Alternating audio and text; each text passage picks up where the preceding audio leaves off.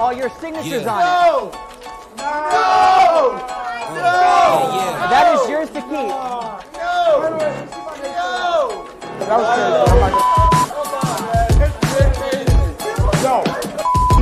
Oh, appreciate it. Don't worry about it. The Torn and Restored is back. A brand new revolutionary gimmick that allows you to T&R your way. The T&R has been rebooted. Created by Sean Ridgeway and Steve Langston. This changes the game, baby. The new trend has started. This is Corner Piece. Hi, I'm Sean Ridgeway. And I'm Steve Langston.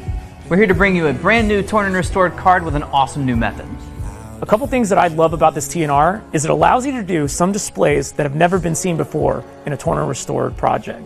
Not only that, but you can do thought of cards, signed cards, transpositions, and possible locations. We've gone over just about everything. Watch these cards. So just touch them together. Nah, you wild. Okay. We're going back in time, isn't that wild? So here's what happens. A card is selected, signed, folded, and torn into 4 pieces. Those 4 pieces are visually restored, piece by piece, at the fingertips, with nothing else to be seen. Everything is completely self-contained and it's an extremely durable gimmick, which means you can use the same gimmick over and over.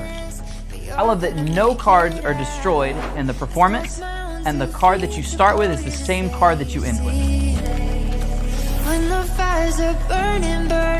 The best part is, it's a piece-by-piece restoration that's super visual and you end completely clean. It's only a good trick, Shelby, if this card has your name on it, and there it is, your 5 of clubs that you get to keep forever. Don't ever say I never gave you nothing. All right. Is my name on there? That's awesome. That's awesome. I appreciate you, man. In the tutorial, we teach multiple handlings, from beginner to advanced, from thought of cards to signed cards. So now you've got a Torn and Restored card that's a mentalism trick that you can do with no deck of cards, no Sharpie, and everything is examinable at the end. This is the T&R we've always dreamed we had. And now it's a reality for you. No elastics, no threads, nothing to break. This is the next generation of T&R. This is Corner Piece.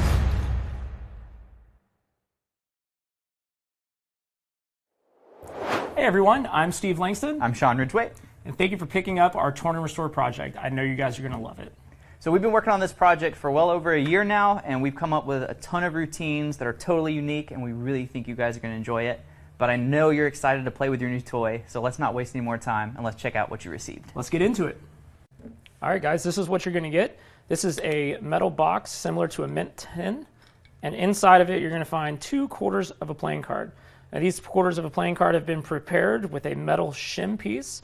Yours might look slightly different from this because this is a prototype, but it's the basic method of a metal piece.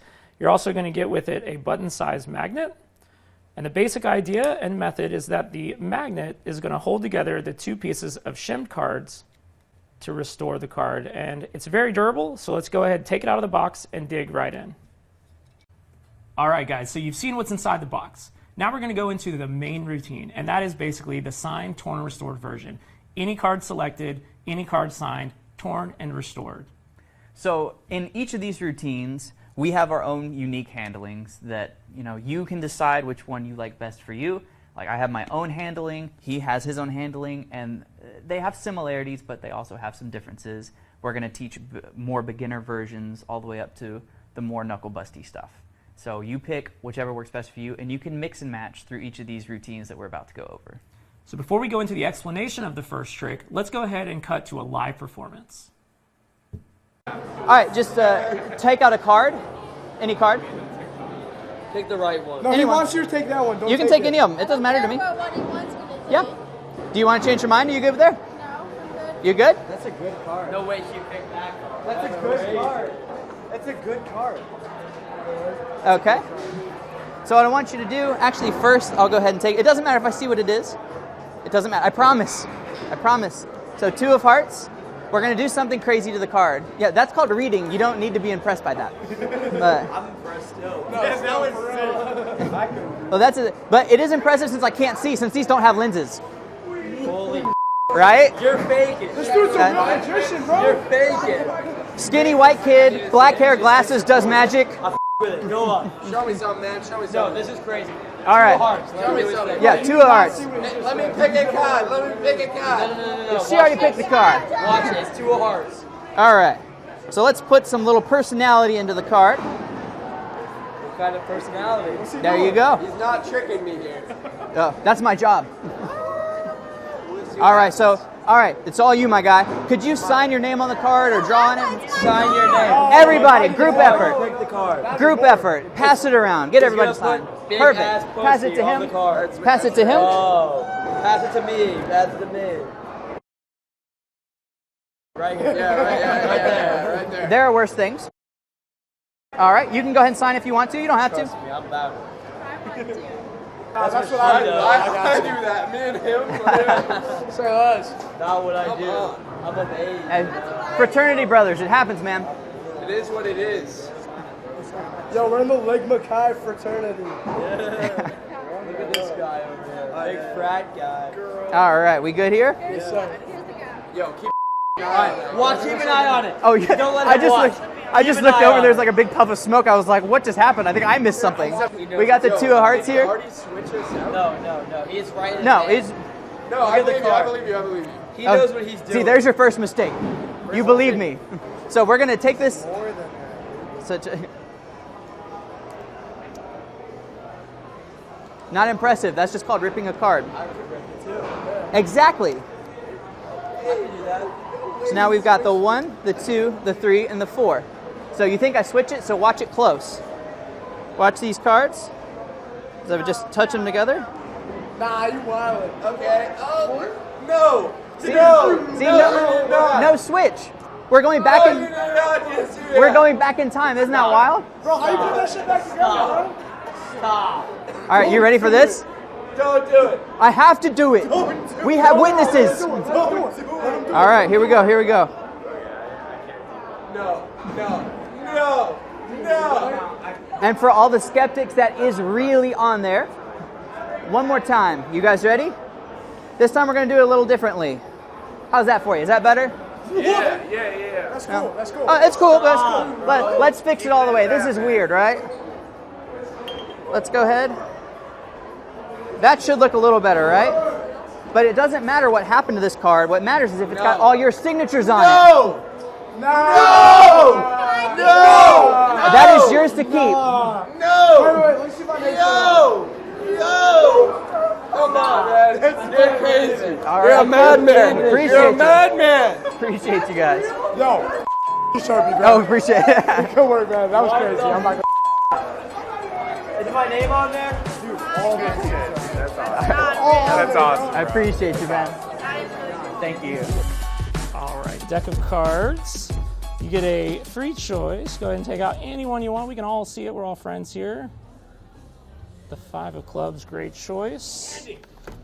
Now I'm going to break a cardinal rule in card tricks or in card games at all. We're going to bend this card, right? You're never supposed to bend a card because then you ruin your entire deck, and that is no bueno, right? But let's try it anyways. Let's have a little fun. So fold it once. We will fold it twice. There we go. All right, now there's a reason for all this, believe it or not. But first what I want you to do is take the card and you're going to pop your name on it. So if you would, write your name real big and bold on the face of the card. Not your face, just the face of the card. That'd probably be better, I think. Awesome, and I'll take the pen back first. All right, is that nice and dry? Hopefully. Let's see here. So Shelby, right? Yes. All right, Shelby, this is what we'll do. We will fold it back up. And this is why we put those creases in there, because we're going to tear the card, right? Tear it into 2 pieces. Tear it into 4 pieces. So that's 1, 2, 3, 4 pieces. Now there's a reason we tore it up. We're going to put it back together, right? We'll do it 2 at a time, right? So we'll put these 2 away for now, and we'll start at the fingertips just with these 2, like this. Watch. Just like that. That's 2 pieces completely restored. We've got the third piece. The third piece goes right here. That's on the right-hand side there. We line it up like so. right down the edge. That is 3 completely restored pieces. You seem to see this stuff every day, I guess. So that's all right. Look, we got the 4th piece here. I like the deer in headlights look. That's good. Look, there we go. 4 pieces completely restored back to how it was originally. Okay, maybe not exactly. There we go.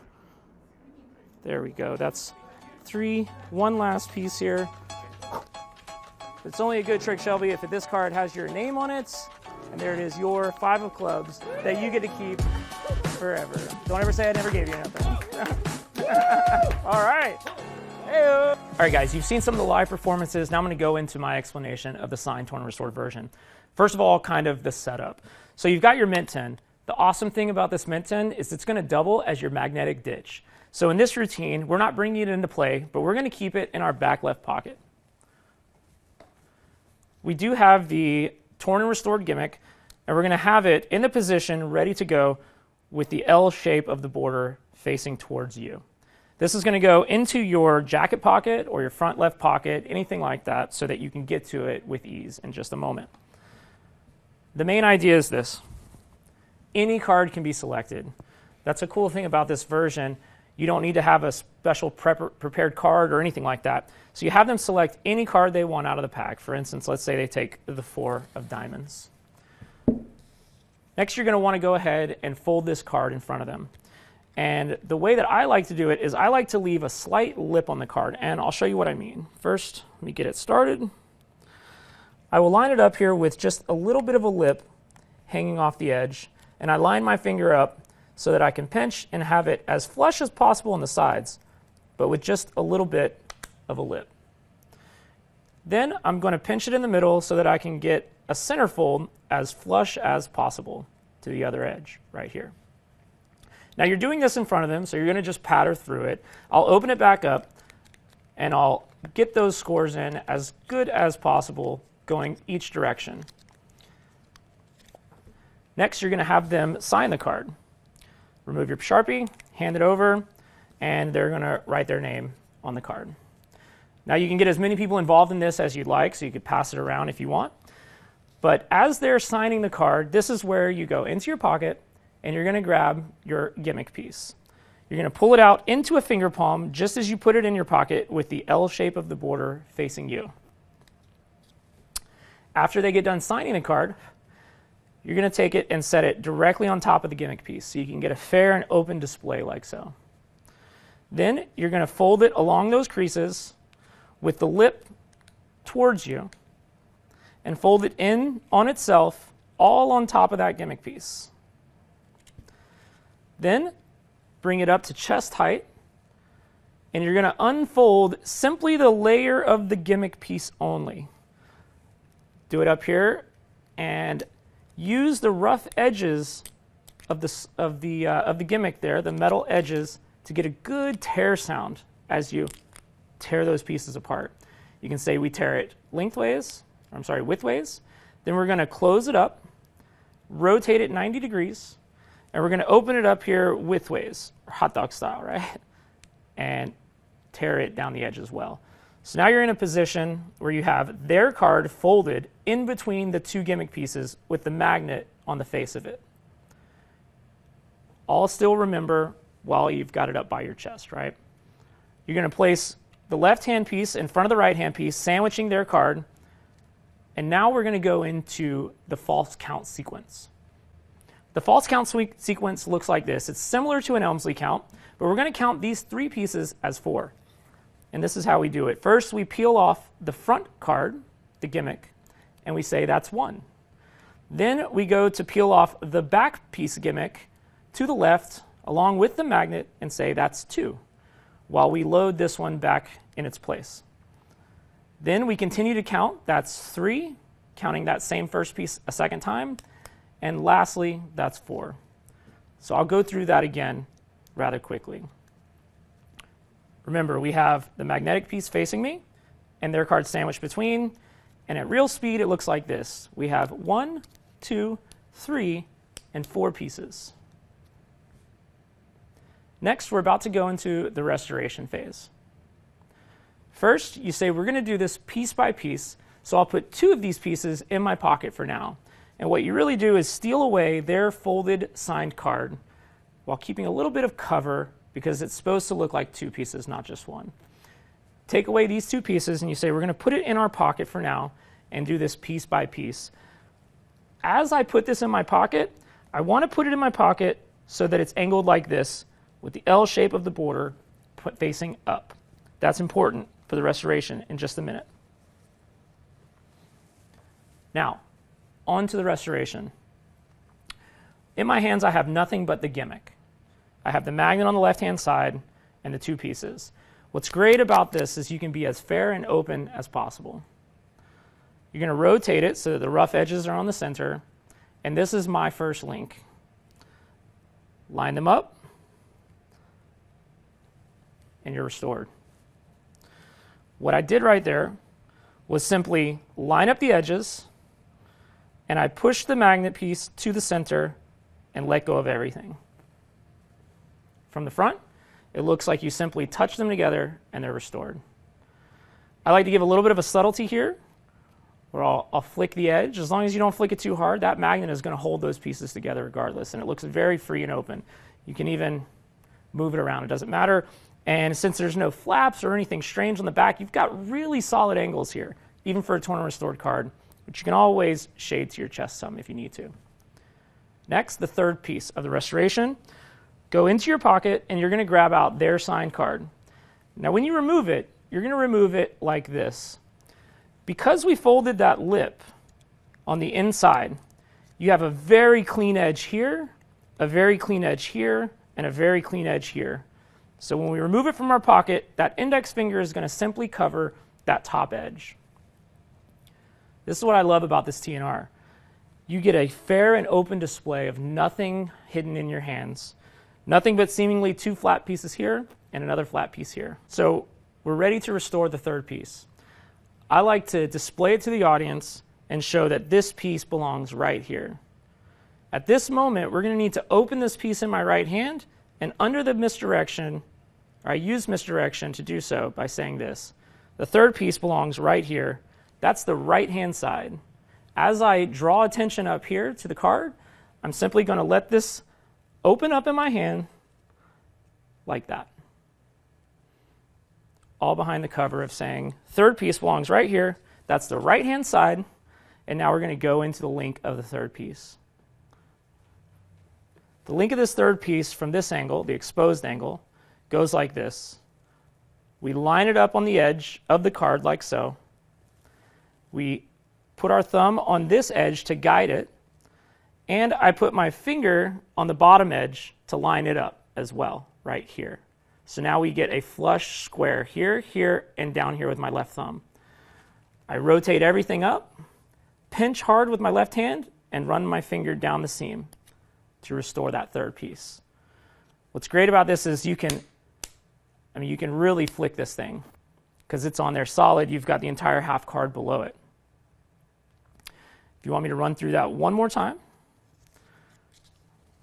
up to speed, we've got the 3rd piece. The 3rd piece belongs right here on the right-hand side, and it links together just like that. Now we're going to move into the final restoration. What we need to do for the final restoration is we're going to need to steal off this bottom piece that's hidden and use it as the final piece. This is how that's done. While holding it up here at chest height, I'm going to switch the grip of my right hand to grasp the bottom piece like so. Then I'm going to use my left thumb to push the magnet off to the side while pinching right along the seam of those 2 gimmick pieces.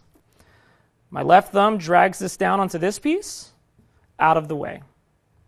So this is all done like this. You're here. You say, that's the 3rd piece, and now I'm ready. Now we're going to need to steal this away. We're going to do that under the misdirection, sort of like a crossing the gaze switch, by looking towards my pocket where the 4th piece should be so I can go and retrieve it. So it goes like this.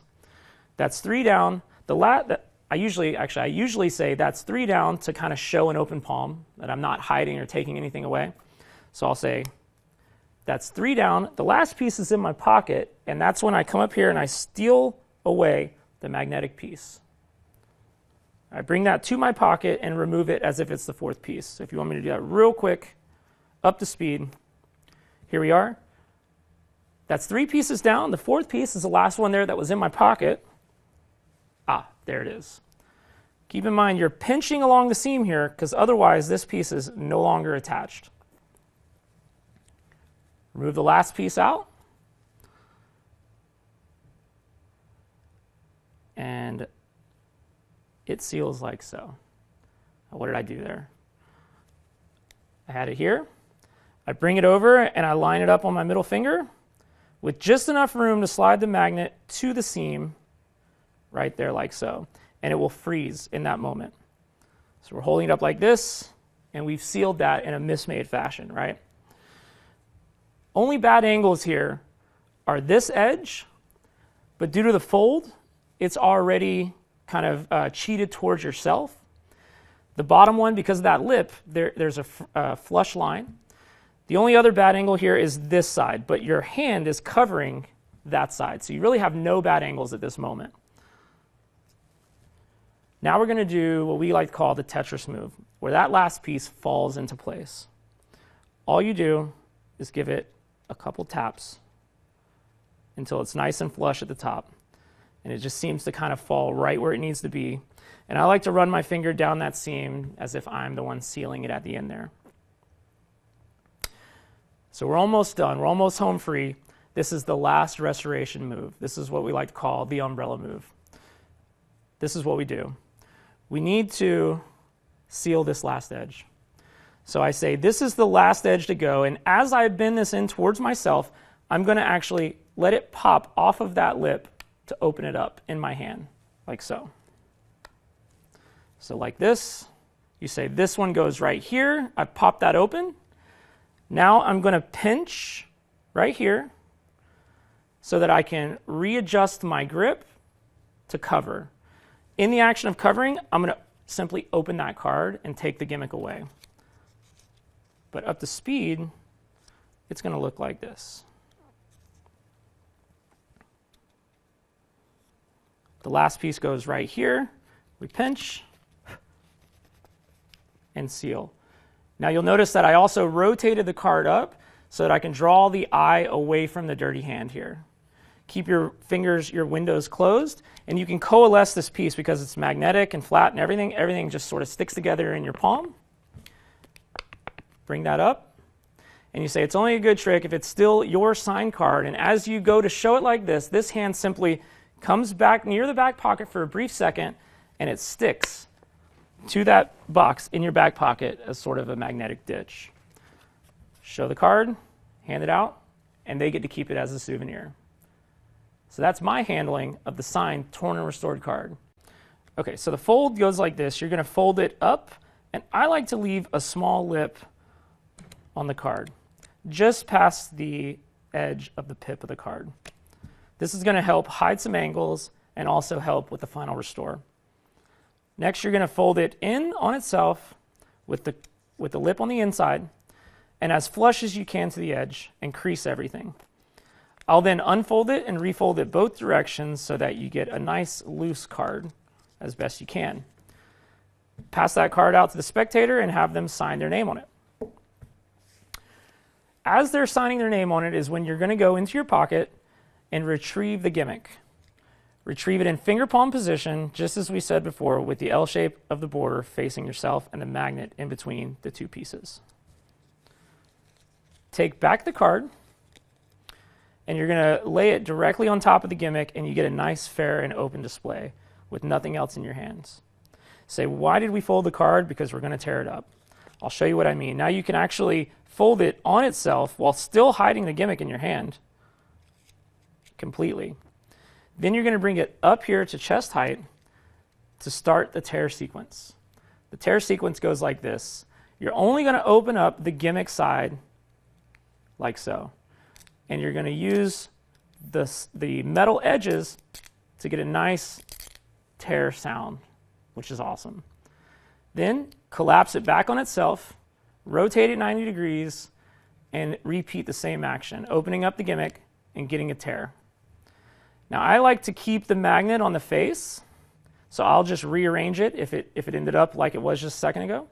And you're going to sandwich the card in between the gimmick. Now you're going to go into the false count sequence. We have 3 pieces and we need to count them as 4. This is how that's done. First, you're going to peel off this card and say that's 1. Replacing it on the face as you steal off this card and say that's 2. Now you're going to take that first gimmick piece a second time and say that's 3. And of course, this one makes 4. Say we're going to restore it, but we're going to do it piece by piece. So let's remove 2 pieces, and we're going to take away their signed folded card as if it were 2. So we get a little bit of a cover here, just so it doesn't look like a single piece. If it flashes, it doesn't really matter because there are lips and things on the one edge. And we're going to put that into our pocket. Now we put it into our pocket a very specific way, actually. So we're going to put it into our pocket with the L shape of the border facing up and to the right. That's going to help with the last restoration. The first restoration goes like this. We have the 2 gimmick pieces, and we can be fair and free and open with this. The angles are very good, and there's no flaps or anything to hide. What we do is we line those pieces up as best we can, and then simply push the magnet into place between them, and I like to immediately let go. It should look as though those pieces simply touch and are restored. Since the magnet is strong, you can give it a good little flick here, which really sells the fact that this has been restored. Next up, we're going to restore the 3rd piece. Before I go and I retrieve that from my pocket, and as I do, I'm going to cover the very top border just like this. The reason for that, as I said before, is that this is a clean edge with the overlap. This is a clean edge with the fold. This is a clean edge with the fold. This is the only part where it may overlap. So we're going to remove it from our pocket just like this, covering that top layer. You get a nice fair display showing that this piece goes right here. And you say the 3rd piece goes right here. And for misdirection, you say that's the right-hand side. And as you direct attention up here, you're going to simply open this up a little bit, like so. Then we go to restore that piece by tilting it ever so slightly to the front. And I sometimes like to shade my body a little bit to the left here. But we push that piece basically into that crevice right where the fold is so that it lines up nice and flat. And I like to catch my left thumb on this edge so that you get things square there. And I'll even put my middle finger at the bottom so that it lines up square down there. So you put it in and you're going to rotate it and use your middle finger to swipe down the front as if that's doing the sealing action. At this point, I have that held pretty tightly in my grip, and I've got my finger at the bottom here, keeping it flush at the bottom. So that card's going nowhere. Give it a little flick to show that it's been restored. And this is the only bad angle, but since it's bent towards yourself here, you've got really good cover at this point. Your left-hand fingers keep cover on this edge as well, just in case. Next, we're going to go into the 4th piece. Now, the 4th piece should be in your pocket, but what we're going to do is we're going to use this bottom piece of the gimmick to double as the 4th piece. To do that, we do this. We pinch here so that we can regrip right along the seam and push that magnet out of the way a bit so that it remains on the bottom piece. At this moment, I'll usually say that's 3 down, showing my open and empty palm. The 4th one is in my pocket, and I use sort of a Tamara's crossing the gaze type move here to direct attention to my pocket. And as I do, I come up with my fingers closed in the front, and I steal away that bottom piece so that from the front they don't see that happen, and everybody's looking towards my pocket as I direct attention down there. Come down here with the piece in hand and feign removing it from my pocket as the 4th piece. Now keep in mind at this point, since you re-gripped along this seam, your pinch is the only thing holding this piece in place at the moment, but that's okay. It's only going to be for a minute. We take the last piece and we bring it up to the top, connecting it with just enough space maybe for the magnet to go into place, which is going to link those together. And I like to use my finger in the front as if it was the thing that sealed it from the front. I like to pause here and say, there it is, your card, fully restored, and you get a bit of a beat, a moment, a laugh here. During that, if you need to, you can readjust your grip down here if you want to get a better grip. say, no, that's not quite right. So what we're going to need to do is slide that piece down into place. All we do is push until it's flush at the top here, and that piece just falls into place, the magnet keeping everything centralized exactly where it needs to be. And the last piece is the very last seam to go, the fourth and final seam. And as I show that it goes right here, the second time I bring it back, I use that lip to pop open the fold.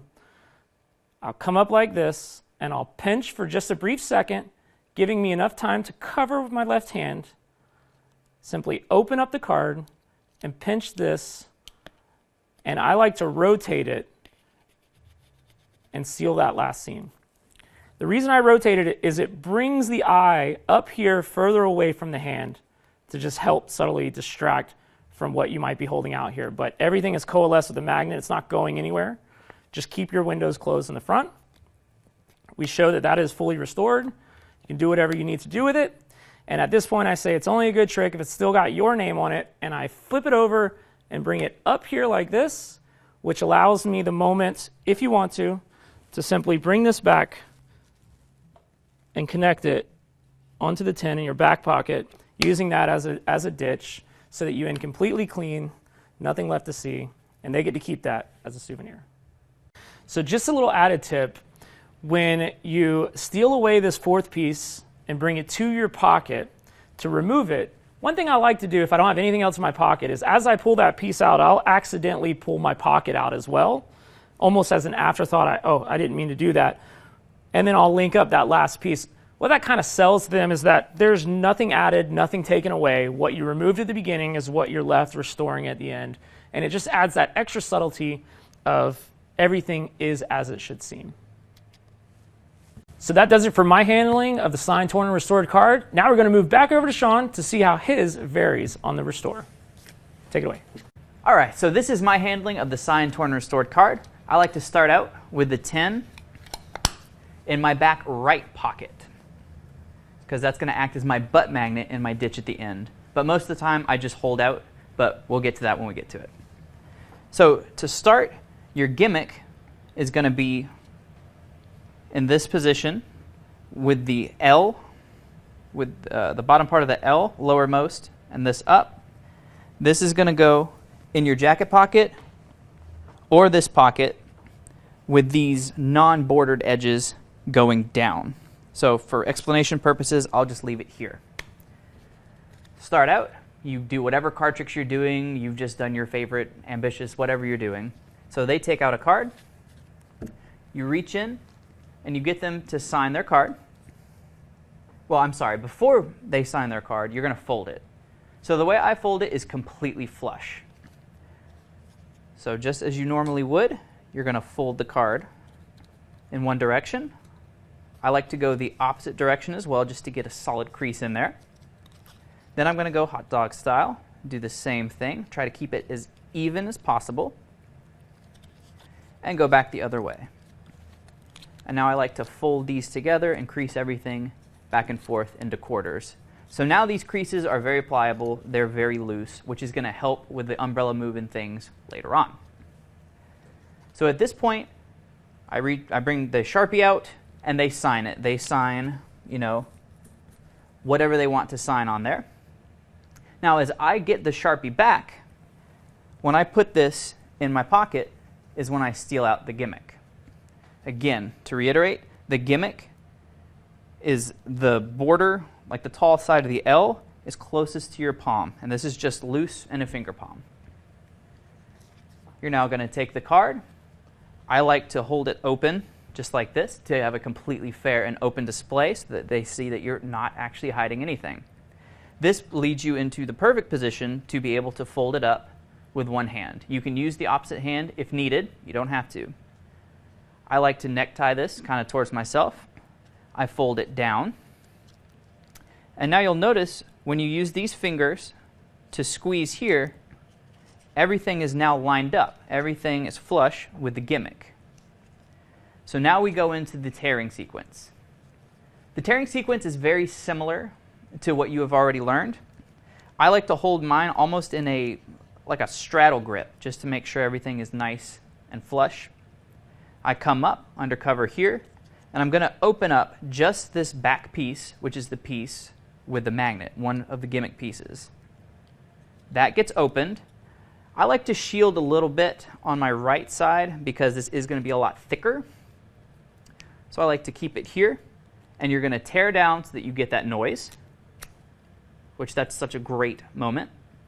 This single piece is now going to be turned in on itself and locked into place. This whole unit is turned 90 degrees counterclockwise, and this single tab is opened again. So now the magnet should be on the leftmost side. You're going to do that same tearing action, which leaves you in this position. Now this single piece with the magnet, I like to rotate both hands, and that piece goes behind. And what's kind of cool at this point, the magnet holds everything together. And if you get it kind of edges flashing or whatever, it doesn't matter because this is what a torn card is supposed to look like. We're now going to go into the count. It's, again, a variation on an Elmsley. It is slightly discrepant, but I promise, do it with conviction, it'll fly. So that first piece, I'm going to take over without the magnet into my right hand as I say 1. I'm going to bring this piece directly back over, put it back exactly where it was, and steal off the magnet piece on my left saying 2. I'm going to push over this same piece from before, the other piece of the gimmick, and just kind of hold them together like this. Just make sure the magnet doesn't interfere. And then I count the last piece, kind of down jogged a little bit like that. So I'll do that again. So you're in this position and you count 1, put it back, there's 2, there's 3, and there's 4. One final time at speed. From here, you've got the 1, the 2, the 3, and the 4 cards. Now you're going to go into the restorations. What's cool about this is you never have to go to your pocket at any time. Everything is out in the open.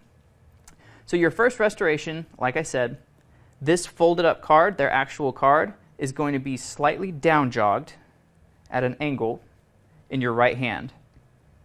My left ring finger is going to contact these corners, and that's what's going to lever everything up until it's flush, and my left thumb is just going to push that together, linking it into place. From the front, everything looks as it should, and I also like to give it just a little flex. So I start hamburger style. So that's that movement. From here, ring finger goes in, put it together, it's linked. From the front, ring fingers here, touch it together, it's linked. Pretty convincing illusion. Now once you've flexed, this is where it gets a little gnarly, so you're going to have to bear with me. There's a lot going on. So what you're going to do, you're going to use this folded up card to knock this magnet onto this leftmost piece. While that's happening, you're going to be rotating the entire unit with both hands counterclockwise. But before we do any of that, you're going to want to get your thumb in between this little section right here, in that little sandwich. That's going to be easy because even when you're doing the restore, when you go to flex, you can just re-grip here with your thumb in the back. And just by releasing pressure, that's going to spring open because of the way we folded it. Your thumb is going to go inside. Here we go. Strap in. This one is going to get pushed to the left, knocking the magnet over. Okay? My left thumb, is going to open this card. I'm now going to rotate the entire unit counterclockwise. This piece, the gimmick piece in my right hand, is going to be pivoted almost kind of clockwise. So it pretty much stays in place as the hand rotates, which puts it in this position. And then this piece is left to itself. I know that's a little janky, so let's try that again. So you're in the position, you've just done your first restoration. Re-grip, open up, kick, open, rotate everything. Okay? So now you're in this position. One piece of your gimmick is at a weird angle on top. The other piece with the magnet is loose. So once at speed, non-exposed, it's here. You've done your restoration. It looks like that. It's pretty fair. This one, it's going to take a little bit of practice, but I think it's totally worth it. This is the no contact, no cover restoration, which I think is really cool. So a tip here, basically, brief overview. This magnet is going to be pushed to the far edge. And I'm going to link it right here just by touching it. And it's going to magnetize. It's going to stay there. So from the front, that's going to look like you go nowhere near anything, and you just touch it together, and it stays on. And your fingers are nowhere near the join. So a tip for this, let's focus in on this right hand here. On the back of, if you're using a standard bicycle deck, these little lines right here that go around the box where the angel is, I use those 3 lines right here, the uppermost ones, the ones furthest from you. This corner, not the rounded corner, but the center corner of the card, you want that to poke out from that exact position. Because if you go any less, the magnet isn't going to adhere. The indirect magnetism will not work. If you go too far, what's the point? You may as well just have your hand covering. So you want to play with it, and this is going to vary from person to person. You're going to have to play with this and figure out what setting kind of works best for you. But this is what works for me. I use those 3 lines as a guide, and I keep it here. And you can also, if you're having trouble with this, play with the orientation of the magnet. Do you want it more up? Do you want it more centralized? Or do you want it lower? And that's, you do you. So again, this comes over, and it just touches, and now we're linked. So now we're going to go into the get ready into the 4th piece. And how you're going to do that, you are going to justify that this piece is actually linked on there, because this piece is truly impossible because you don't do anything. So what you're going to do, your left hand is going to come over, and your thumb is going to grip this center point right here where everything is connected. I'm going to let go with my right hand, and I'm going to re-grip. My middle finger is essentially going over where that line is, where this gimmick is. My thumb is going to take over where my other thumb is. So now everything is held together, and I'm squeezing pretty firmly at this point.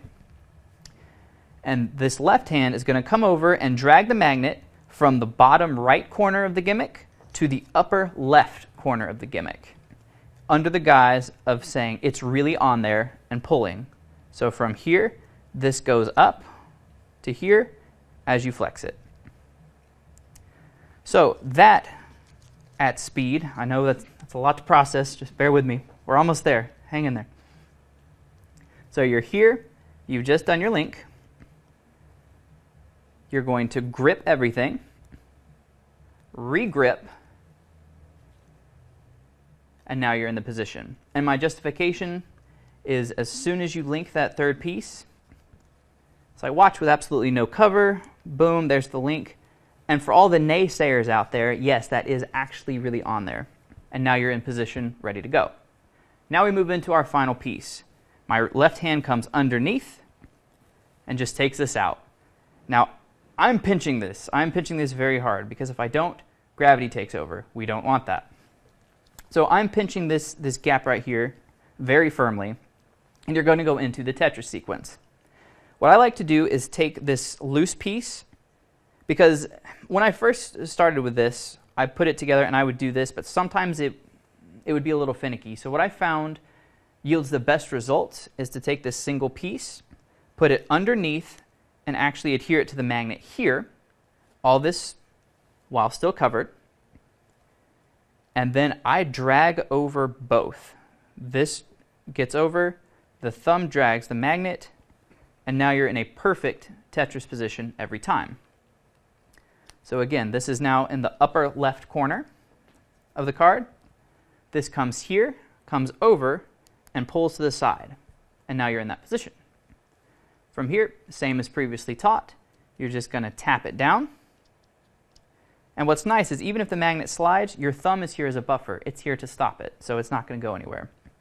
Now you're going to go into the umbrella move. So I like to give it a little flex right here. And now because of the way we folded it, and since we're putting so much tension on this side of the card, this card is kind of puckering out a little bit, which makes it easy for our thumb to go right in. My thumb is going right in here. My left index finger and middle finger are going to be scissoring. It's going to be pinching this lower part of the gimmick. So you're here, you flexed. This comes in as I pull this back to show the separation. My fingers clip here, and now I release with my right hand. You don't want to pause here. As soon as you release, this is all going to happen in one motion. My right hand is going to cover. My left hand is just going to put pressure with my index finger and my thumb, and it's going to pop open that card. So it's from here, you clip, here, boom. But with the other piece, so this is being held here. There we go. You come back, your thumb is inside now. These clip, the right hand comes over, and all your right hand is going to do is this. You're just going to squeeze. And that is going to knock everything together into a finger palm, into the exact orientation as when you started. So just once very quickly at speed.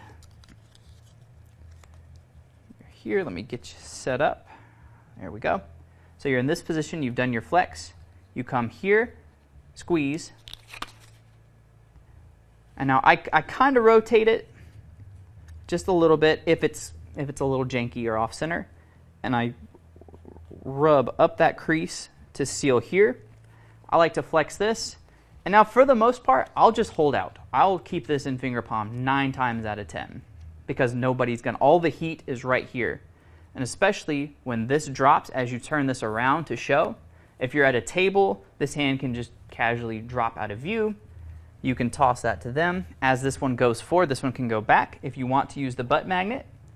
And that's now it is now attracted to the Mint 10. And you're ready to go.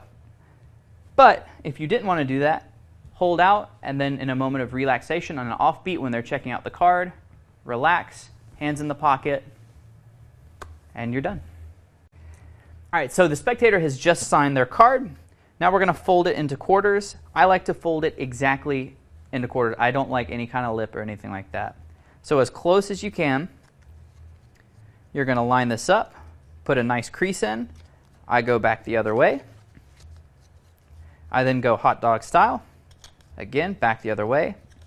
And now I like to fold it inward and here so that now it looks like the gimmick. And I go back and forth a few times because I like my cards to be extremely loose because for me it makes all the moves a lot easier going forward. So after they've signed, like that you folded it, they've signed it, you put the Sharpie away and they've stolen out your gimmick. Again, the gimmick is in finger palm in my left hand so that if you look down, you're essentially looking at an L. The white borders, the long edge of the border is towards your palm and the shorter side is towards the floor. This is just held out in a casual finger palm. The card is taken and you can just set it right on top. This gives you great angles and it shows that your hands are truly empty. You're not hiding anything. Because a lot of torn and restored, you know, there's a lot of tension. With this, it's very open, it's very free. So now you can do this with one hand, or you can use the other hand to assist. It's your prerogative. I'm going to necktie this towards myself. I have terrible, terrible window, so I have to squeeze extra hard because my fingers are like Skeletor. So I have to squeeze extremely hard to make sure there's no flashing from the front. So I come up, I fold it in, and I use my fingers to squeeze in, making everything line up. I now transfer into kind of like a straddle grip. I use my pinky here and my index finger here. That just kind of sets everything up, keeps everything nice and flush.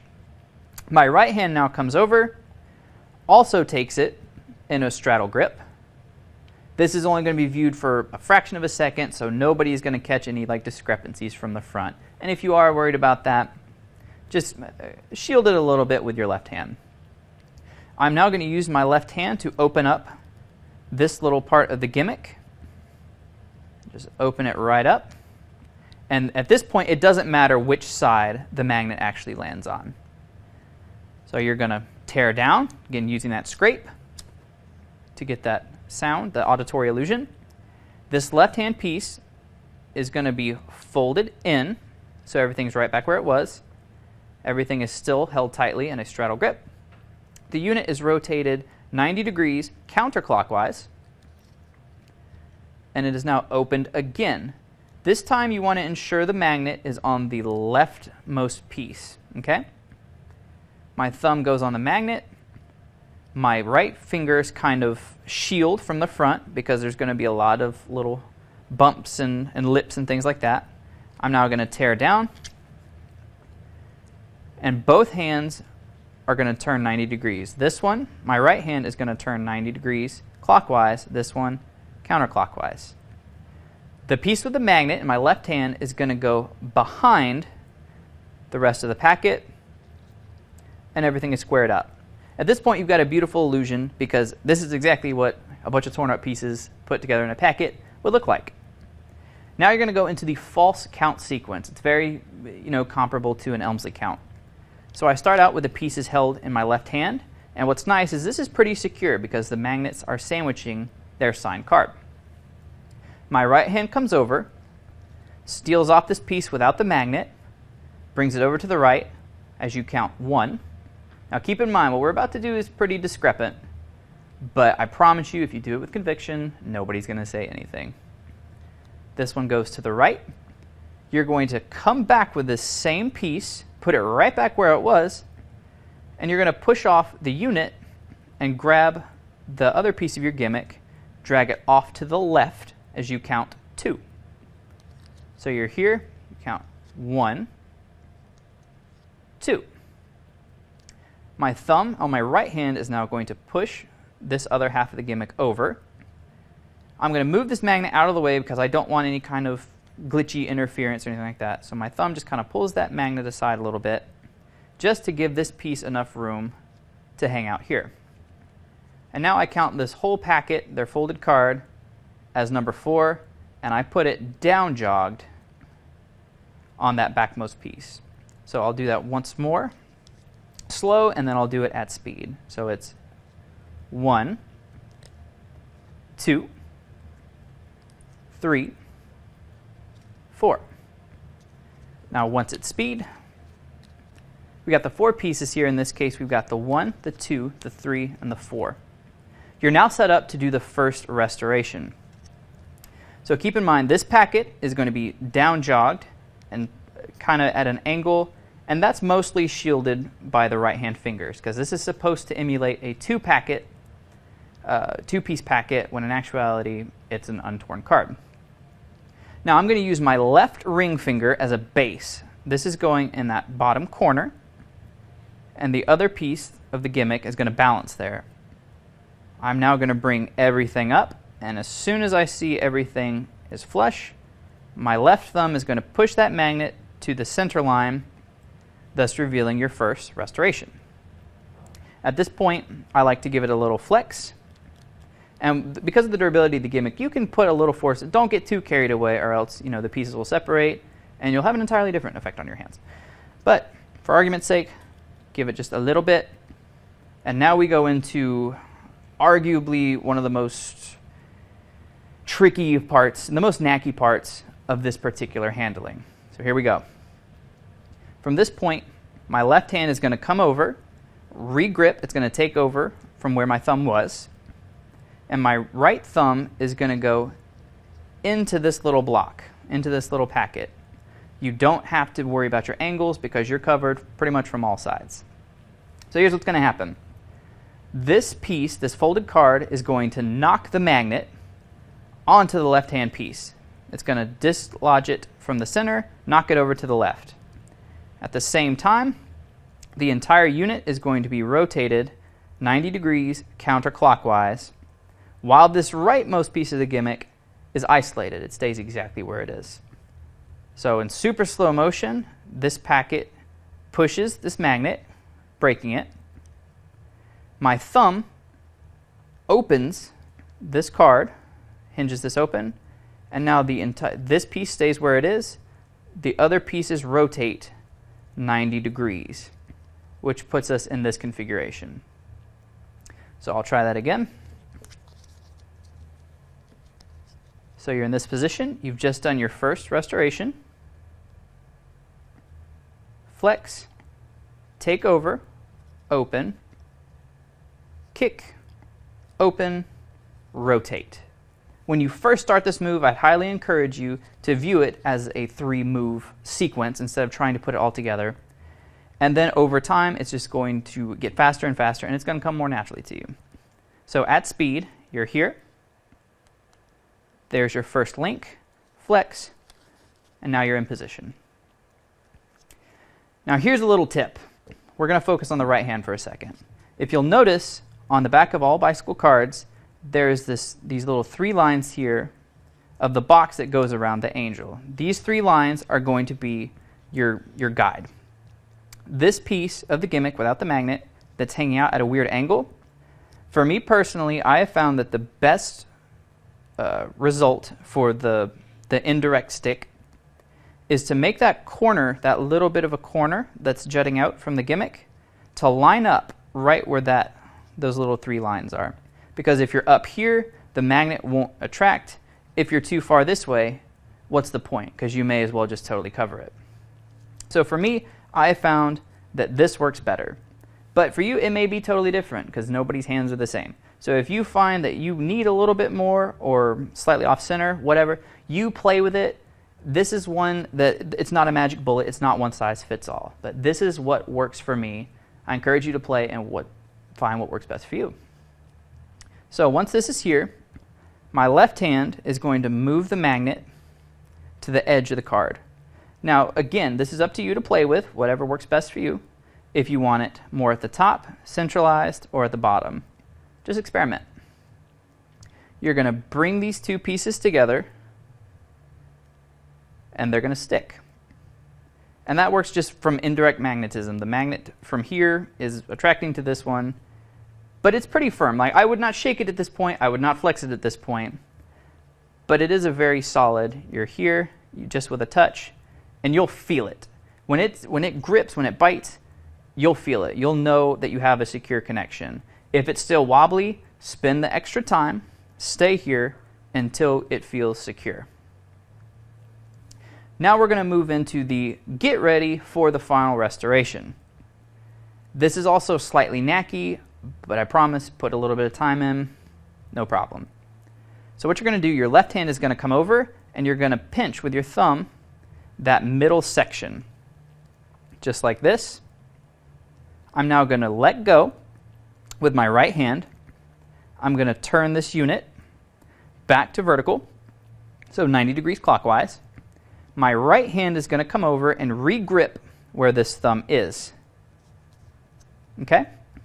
Now my left fingers are going to come over, and in the action of kind of flexing this, my thumb is going to drag this magnet from the lower right to the upper left.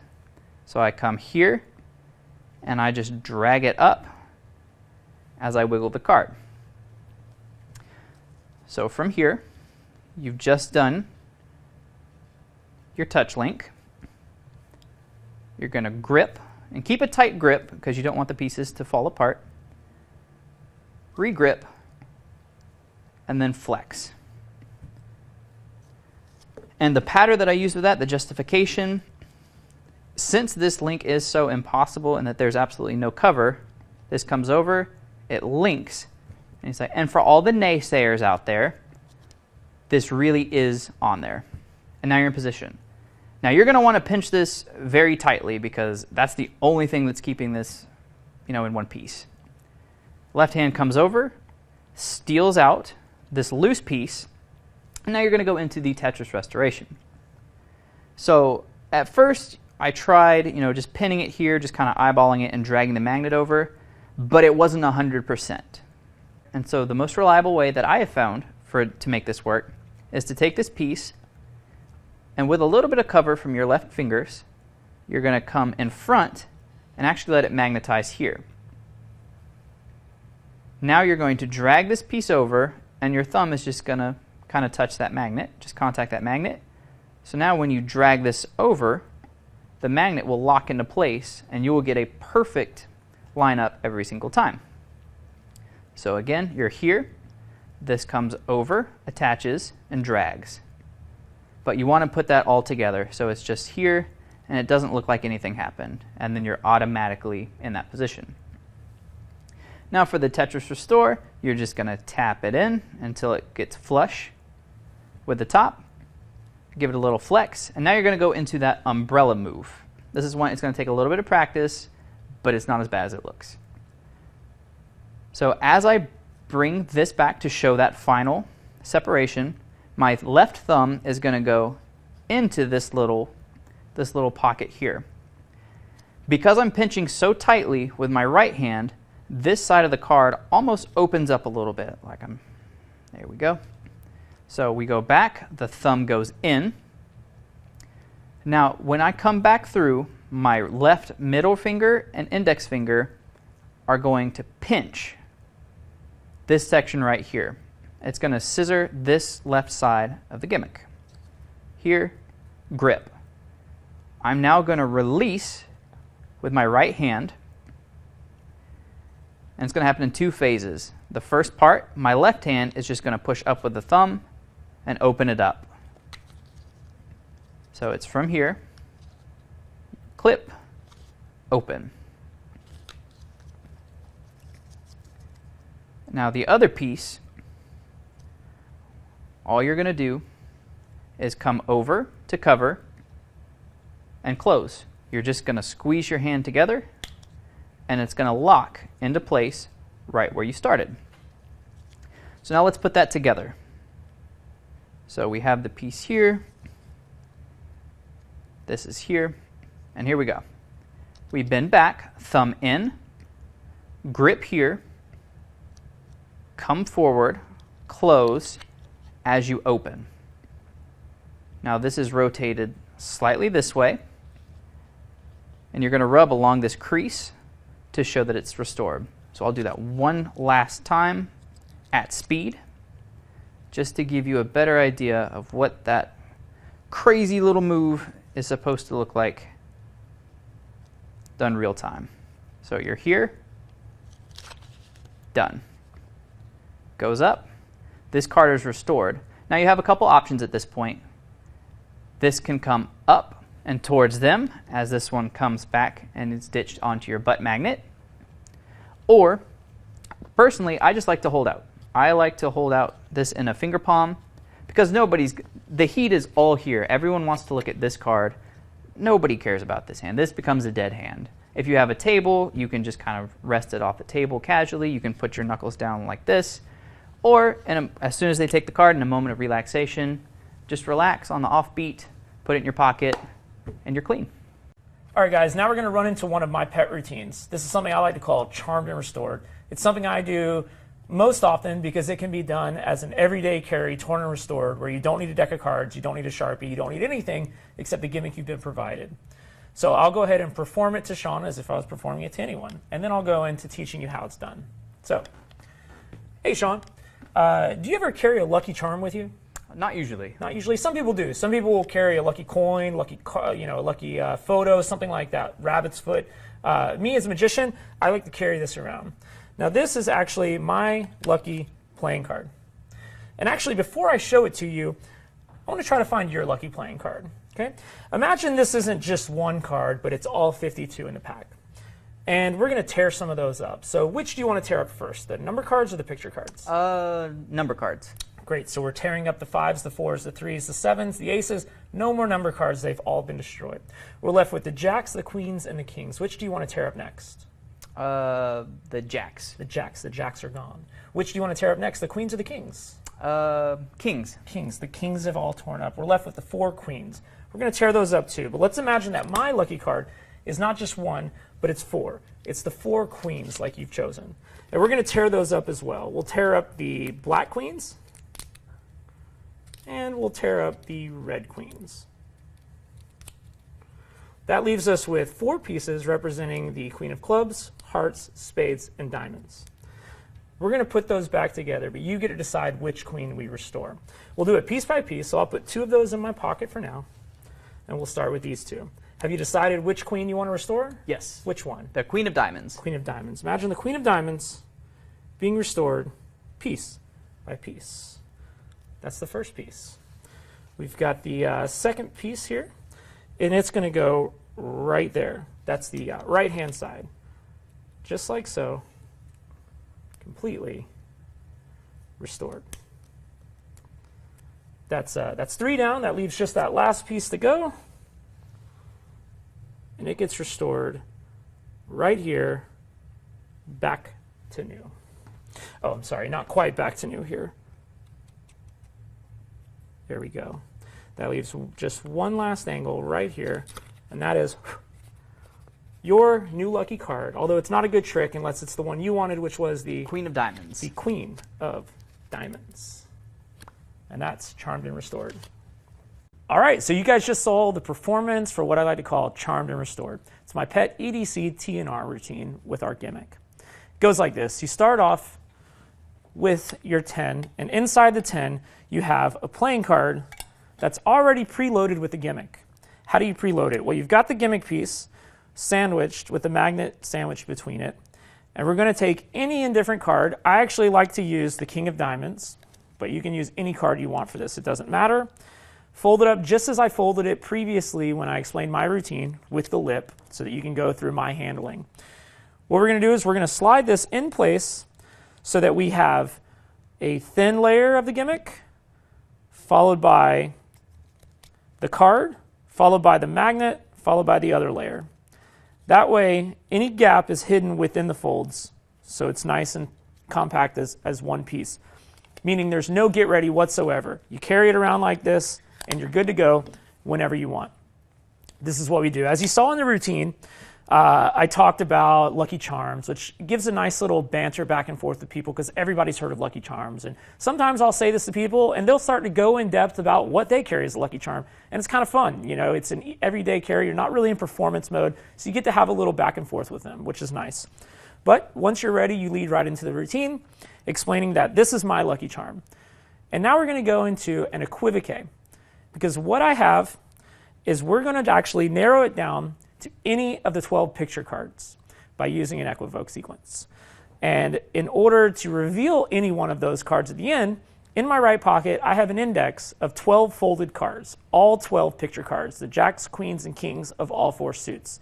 Now you can use any index on the market that you'd like, anything you might already have. I actually have one that I custom made myself. But I'll also show you a way to perform this if you don't have any index at all. But first, let's get into the equivoque. What's nice is you can simply hold this out on display during the entire thing. Nothing else is hidden or anything. In order to get them down to just the 12 picture cards, we're going to use the idea of tearing up a deck of cards, which is awesome because it's so justified because tearing is exactly what we're about to do. So the first question I ask is, do you want to tear up the number cards or the picture cards? Now, in most equivokes, you've got to then rearrange how you're going to, what you're going to say after they respond. Not here. No matter what they respond, we're going to tear up those cards, which is awesome. So in the sequence that you saw with Sean, he said number cards. Perfect. As you saw, I said, we'll tear up all the 5s, the 4s, the 3s, the 2s, no more number cards. What do you want to tear up next? And until we got it down to one value, jacks, queens, or kings. But what if he'd have said he wanted to tear up the picture cards first? Fine, perfect. So I say, Sean, which do you want to tear up, the number cards or the picture cards? And he says, picture cards. Perfect. Picture cards are jacks, queens, and kings. Which of those do you want to tear up? He says the queens. Great. Imagine this is not just one card, but the 4 queens. So you see, no matter what he responds with, we're going to tear up exactly what he says he wants to tear up. So it doesn't feel like an equivoque whatsoever in that instance. But you get it down to any 4 of a kind, jacks, kings, or queens. Let's go with his example of queens. You say, imagine my lucky card is not just one lucky card, but it's 4 lucky cards. It's the 4 queens you wanted. And as I pull this out, I'm actually going to, because it's magnetized to the case, I'm going to pinch it here, and I'm going to lift up so that it keeps pressure to keep everything aligned in the back corner of the case, and it takes that magnet off the bottom.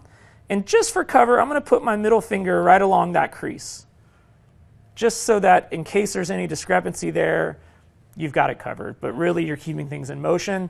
The only bad side is this angle right here, so I'm going to shade that a little bit towards my chest, like this. After I pull it out, I'm going to close this up, and I'm going to put it in my back left pocket so that this can be our ditch, just like you saw before when I explained my signed card torn and restored portion. Now, the next sequence that you're going to do is open up this card while stealing off the gimmick, and it's easy. You simply put it into finger palm where it belongs in the other routine, and you're going to use this lip to pop it open. All of this, remember, is a little bit necktie, because you want everything up here framing your face. But just for the exposed view, I'll show you. I pop this open, I re-grip here with my thumb, and pull the whole card out as I open it up. Now, you don't want them to see this card because they don't know what it is yet. So you do all of this up here, and you just relax with your left hand, hiding the gimmick in finger palm exactly as you saw it in my original routine. And from this point, I say, you chose the 4 queens, so let's imagine we're going to tear up those 4 queens because you said you wanted to tear up the 4 queens. So just like in the original sequence, I open it up widthwise, tear it up, and say we tear up the black queens. Close it, rotate, open again, my tear sequence just as before, and we tear up the red queens. Now I do my false count, 3 for 4 count, but I actually switched up the way I'm going to say this by saying 4 pieces representing the 4 cards you wanted, the 4 queens. That'd be the Queen of Clubs, the Queen of Hearts, the Queen of Spades, and the Queen of Diamonds. We're going to restore one of those queens, and you get to choose which one we're going to restore. But we're going to do this at the fingertips, piece by piece. So we'll take this and we'll put it in my pocket for now. And I just shove this in my pocket behind the index in my pocket. Just as you saw in the previous, we're going to go ahead and restore that with my sequence, like so. Give it a little flick. And at this moment, I say, have you decided which one we're going to restore? Actually, I usually do that right before I put this together. I say, which one do you want to restore? And he says any queen he wants. In the explanation, he said the Queen of Diamonds. So let's roll with that. Say, great. Imagine we're restoring the Queen of Diamonds piece by piece. That's the first piece. Now I go in my pocket, and I simply remove the right queen from the right spot in the index. And the way I had it in the index, like this, allows me to pull it out perfectly like I talked about before, covering that edge, showing it belongs there, displaying it, loading that third piece on as you saw before, opening everything up, giving it a flick, moving the magnet out of the way, saying that's 3 pieces, the last one in my pocket, and I steal away this one, mime it coming out of my pocket, connect it at the top, and I like to pause here to get a little offbeat, a little laugh, and that also allows me to readjust my grip if I need to. Oh, it's not quite there. Hit the Tetris move that we call it as it goes down. Get the last umbrella action, open it up. And at this moment I say, now it wouldn't be a good trick unless it was your lucky card, the one you wanted us to restore. And which one was that again? Get them to reiterate, it's the Queen of Diamonds. And I like to do this move where I put the card on top of the piece and rotate everything, showing my hands open and wide, but this is actually hidden behind. But I say, of course, it's your card, the Queen of Diamonds. And then in a bit of an offbeat here, I'll steal that gimmick away as I toss this up. And then that gives me the option if I want to hold out like he does or go ahead and ditch it on my back pocket. And sometimes I'll say, now that can be your lucky card too. And I'll toss it out there for them to pick up and examine. But since I don't want to replenish my index and reset up again, after they've given this an examination, I say, but you can't have that one because that's my lucky card, right? And then I put it away and I keep it. So that's the way that I choose to perform Charmed and Restored. And now I'm going to go into an alternate real quickly about how you can do this if you don't have an index. All right, guys, I hope you like my routine, Charmed and Restored. And if you don't have an index yet, then this is a way that you can perform this anytime, anywhere.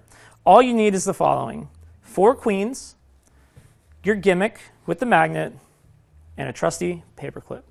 You can use any paper clip, but I prefer Bentley. No, I'm just kidding. So this is what we do. We pre-fold all 4 of these queens exactly as we did before with the lip, folding them in, the clubs, the hearts, the spades, and the diamonds. Now, I like to keep the heart with the gimmick, and then I will take the club, diamond, and spade, sandwiching the red card in between the others, and then I'll put the paper clip on top of everything, just like so.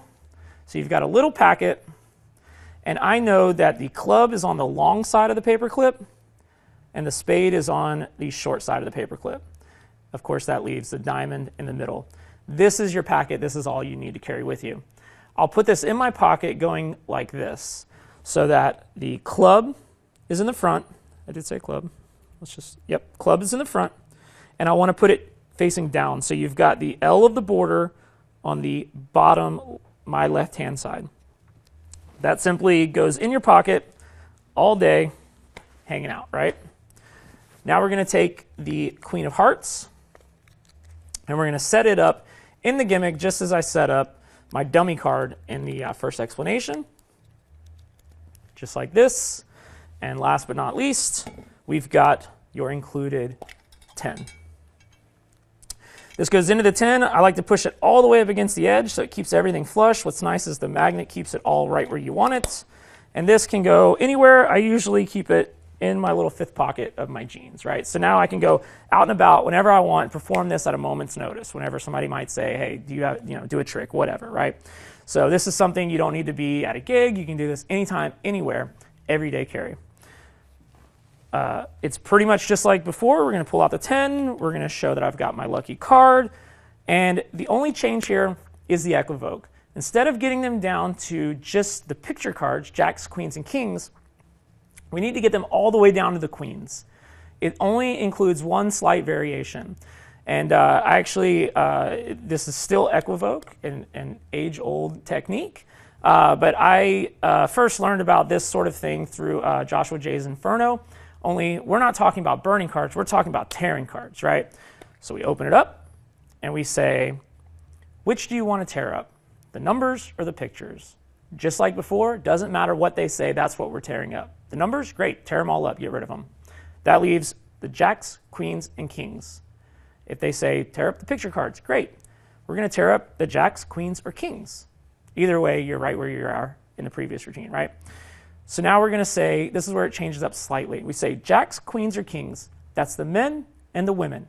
Which do you want to tear up next, the men or the women? Once again, it doesn't matter what they say. They want to tear up the men, great. Tear up the jacks, tear up the kings. We're left with the 4 queens, right? If they say they want to tear up the women, perfect. That's the 4 queens. Let's imagine that my lucky card is not just one lucky card, but it's the 4 queens, the ones you want to tear up. And then from there, we're going to go straight into exactly the same tear sequence as you've seen discussed many times from here. I'll run through it quickly because you can always rewind and go back to see the step-by-step instructions of how I do the moves. We get to this point and we say, we're going to do it piece by piece. So let's put this card away in the pocket. And now I know that in my pocket, I have the loose Queen of Hearts. I have the Queen of Clubs on the furthest from my body, Queen of Diamonds in the middle, and the Queen of Spades closest to my body, right? All in that paper clip. So here it doesn't matter what they end up saying. We restore it. Just like we'll use the example before of the Queen of Diamonds. That's the most difficult, I guess. It's not difficult, right? They say the Queen of Diamonds, perfect. I'm going to reach in my pocket. So inside the pocket, this is what's happening. You've got your packet. You know that the Queen of Diamonds is the middle queen. You can get to any one of these 3 with ease. Let's say the middle queen is the most difficult, but everything's pretty simple. In your pocket, you're going to pinch the packet, and you're going to kick the paper clip off, so that falls down into your pocket. Then you're going to push the front card out of the way and the back card out of the way, leaving just the Queen of Diamonds in your hand. All of this, remember, is in your pocket. Before you pull it out, remember, just like before, we're going to put our finger here so that we cover that one bad angle. Of course, this is still in my left hand. And we show, and we're going to go right into the same sequence as before. for the final restoration, going into the pocket to steal out the final piece. And that goes up, re-grip. Excuse me, speeding a little too fast here. Piece goes here. Put it down, and you've seen before, everything gets opened up. And I like to cover and rotate, showing the Queen of Diamonds. Let's say they choose the Queen of Clubs that they want to restore. Fine, it doesn't matter. This is in my pocket, in the position I need it to be. I will push the paperclip out of the way. I know that the Queen of Clubs is furthest from my body, so I simply hold on to it as I pinch everything below it to fall into my pocket and pull out the Queen of Clubs, ready to restore. Just for completion, let's go ahead and say they choose the spade. Once again, everything is in my pocket exactly where it needs to be. I know that the spade is the one closest to my body, so as it's in my pocket, I'm going to push that paperclip off out of the way, and I'm going to push those front two cards down into my pocket, allowing me to pull out just the Queen of Spades and go right into the final revelation. So now you've got a torn and restored card that's a mentalism trick that you can do with no deck of cards, no Sharpie, and everything is examinable at the end, and you've got a nice hook of a lucky charm that you can play with and banter off of if necessary. I really love this routine. This was kind of the first variation I came up with, and although I love doing the signed version, this is one maybe I do most often, although I do all of them. So once again, I'm Steve, and that is Charmed and Restored. Now we're going to move over to Sean for a slight variation and his take on something similar. Okay, so this is just a slight tweak on Steve's Charmed and Restored. It's a great routine. I love it. Obviously, our handlings are different, so if you want to use his routine, do it exactly as he does it. It's awesome. But if you were more of a fan of my particular handling, this is how you do it. Because obviously before, my handling never went to the pocket, so how do you ring the card in? Answer's pretty simple. You have to go to the pocket for this one. So for argument's sake, let's say our index is here, whether you're using the paperclip method or the other indexes that we've talked about. So for this same thing, you'd come out, you would equivocate down, this comes out, my left hand comes over, just like Steve. I put this kind of in a finger palm, thumb goes in, I steal off the gimmick. As I talk about, you know, imagine this is the four queen. You go through the whole equivoque, go through, and now you're going to do my tear sequence. So tear once, turn it. So those are the red queens, the black queens. Go through the whole thing exactly as Steve did. Say we got the Queen of Clubs, the Queen of Hearts, the Queen of Spades, the Queen of Diamonds. Which one would you like to restore? We're going to do this one piece at a time. They name whatever it is. You're going to take this one card and claim it to be 2. You're going to miscall it as 2. It's going to go in the pocket, and then you're going to say, you know, you wanted the Queen of Spades. So you're here, you do this first restoration.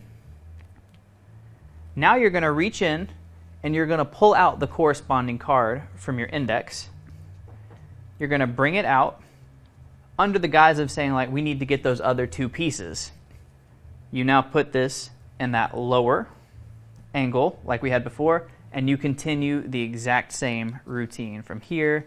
Knock it over, do the rotate, do the touch link, do the justification, do the Tetris link, bring it down, come here, do the move. So it's exactly the same, but you have to take 2 pieces perceptually to your pocket and pull out 2 pieces at the same time. But other than that, regardless of which handling you choose, I hope you have enjoyed Steve's Charmed and Restored. All right, so this is my routine. It's called Indicator Card, and let's see what it looks like. All right, so I've brought something special with me here. Not the mints, those are just little mints. But what's inside the mints are not actually mints. It's a card, and this isn't a normal card, this is a special card. Why is it special? We'll get to that in a minute. So I'd like you to just hold on to that. And I'm going to need you to pick a card for me. But if I were to do this, you know, maybe there was some way to make you pick a card. And first off, you can confirm they are all different. Good? So I'm just going to riffle through like this. Whenever you want, you call stop. Stop. Right here? Okay. You got that card? Got it. Got it? Got it. Perfect. So that's going right here. Now, this card right here, the special card, could you take it out for me? This is an indicator card because it's going to tell me the identity of your card. Okay. All right. So think of your card and picture that this is your card. Okay? Okay. Let's try this. We take this here, give it a rip, second rip. So there's the clubs, the hearts, the spades, and the diamonds. From here, we just touch it together. Okay, so that tells me that your card's a red card. Is that correct? It is. Okay. Let's go for the next piece. So this piece tells me that your card, oh, it's a diamond. It is. And yeah, that is actually on there, just in case you were skeptical. Now this last piece should tell me the value of your card. In this case, it looks like the 6 of diamonds. No. No, oh, wait. Ah, there we go. It's the 5 of diamonds. It is. Perfect. But it doesn't matter what this card is, as long as it's your card. But I said at the beginning that this is a special card. And do you know why this is a special card? No. It's because this is actually the same card that you looked at in the deck. Go ahead, run through the deck and take out the 5 of diamonds.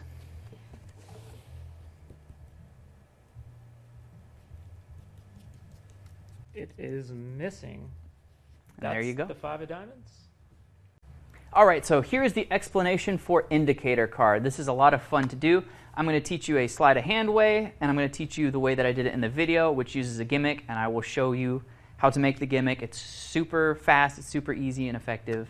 So here we go. So for this trick, don't be afraid. You're going to need scissors and double stick tape if you're going to make the gimmick. And let's go into that first. So what the gimmick is, this card will allow you to vanish any card in the deck. And this is what it looks like.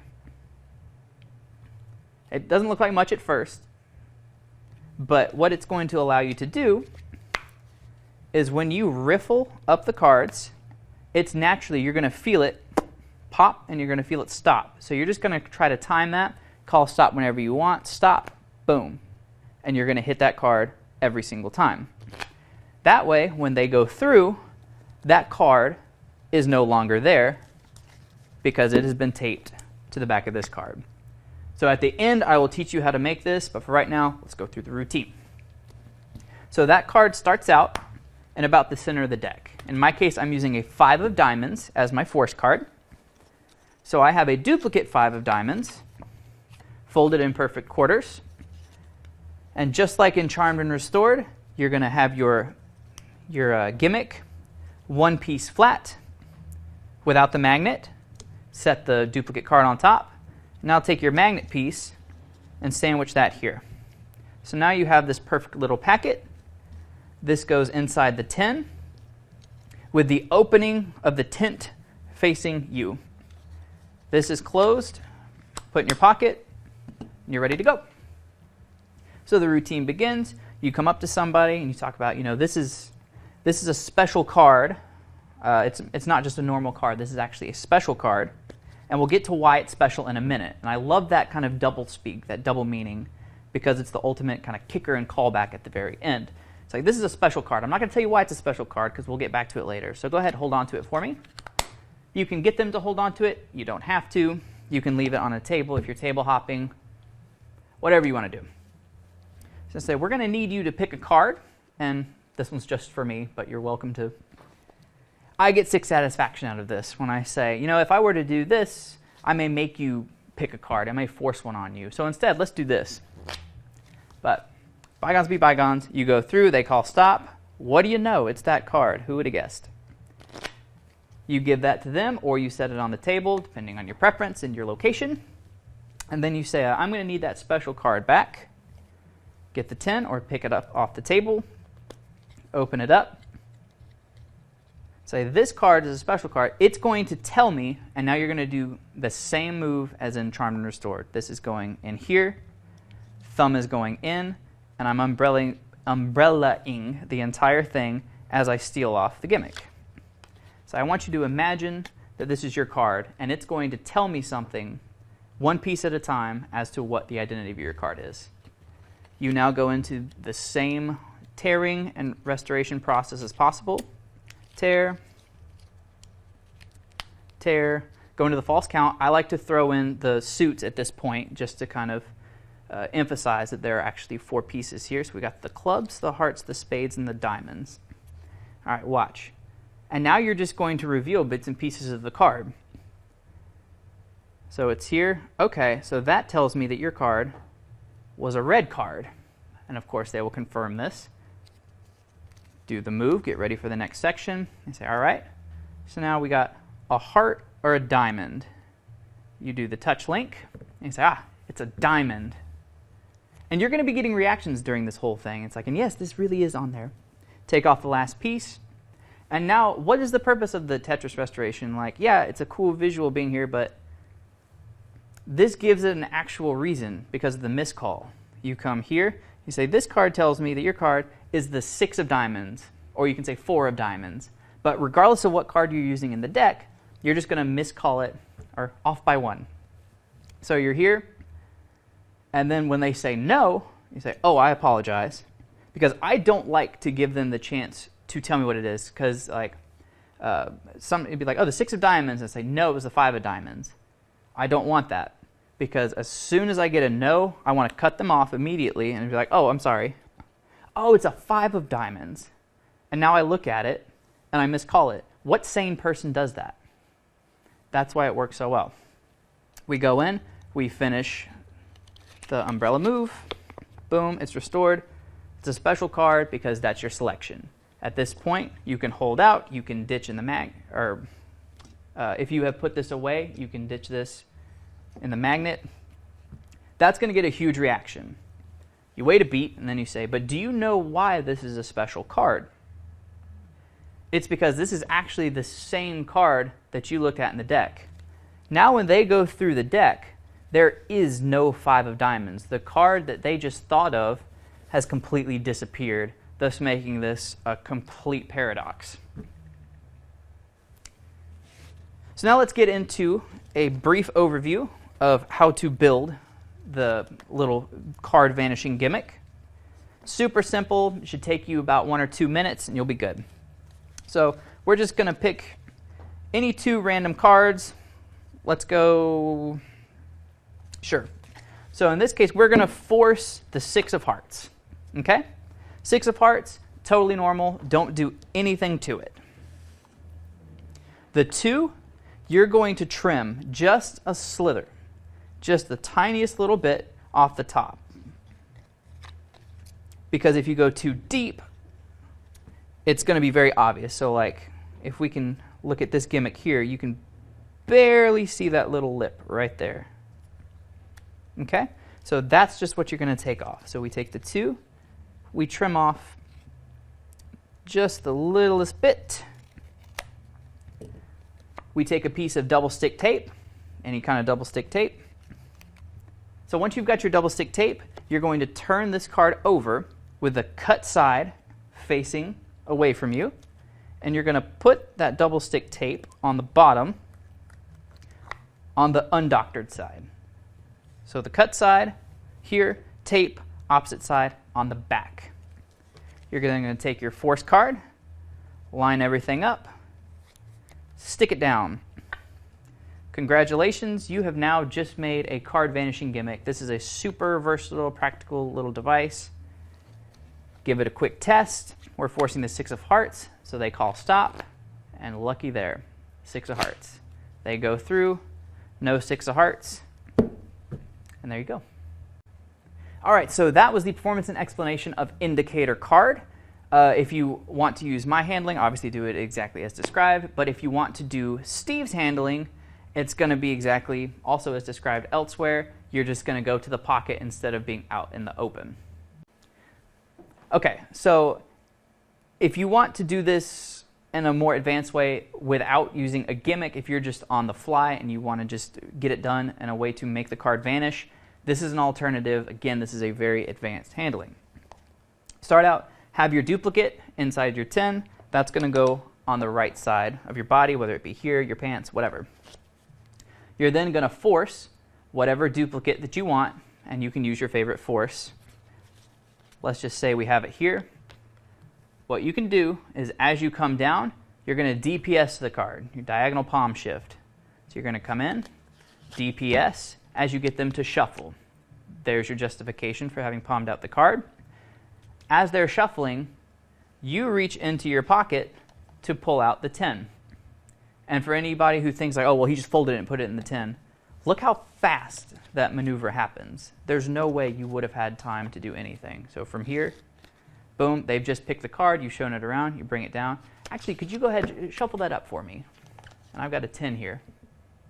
And it's just that quick. But that was just another little tidbit that if you wanted to play with, you're welcome to use.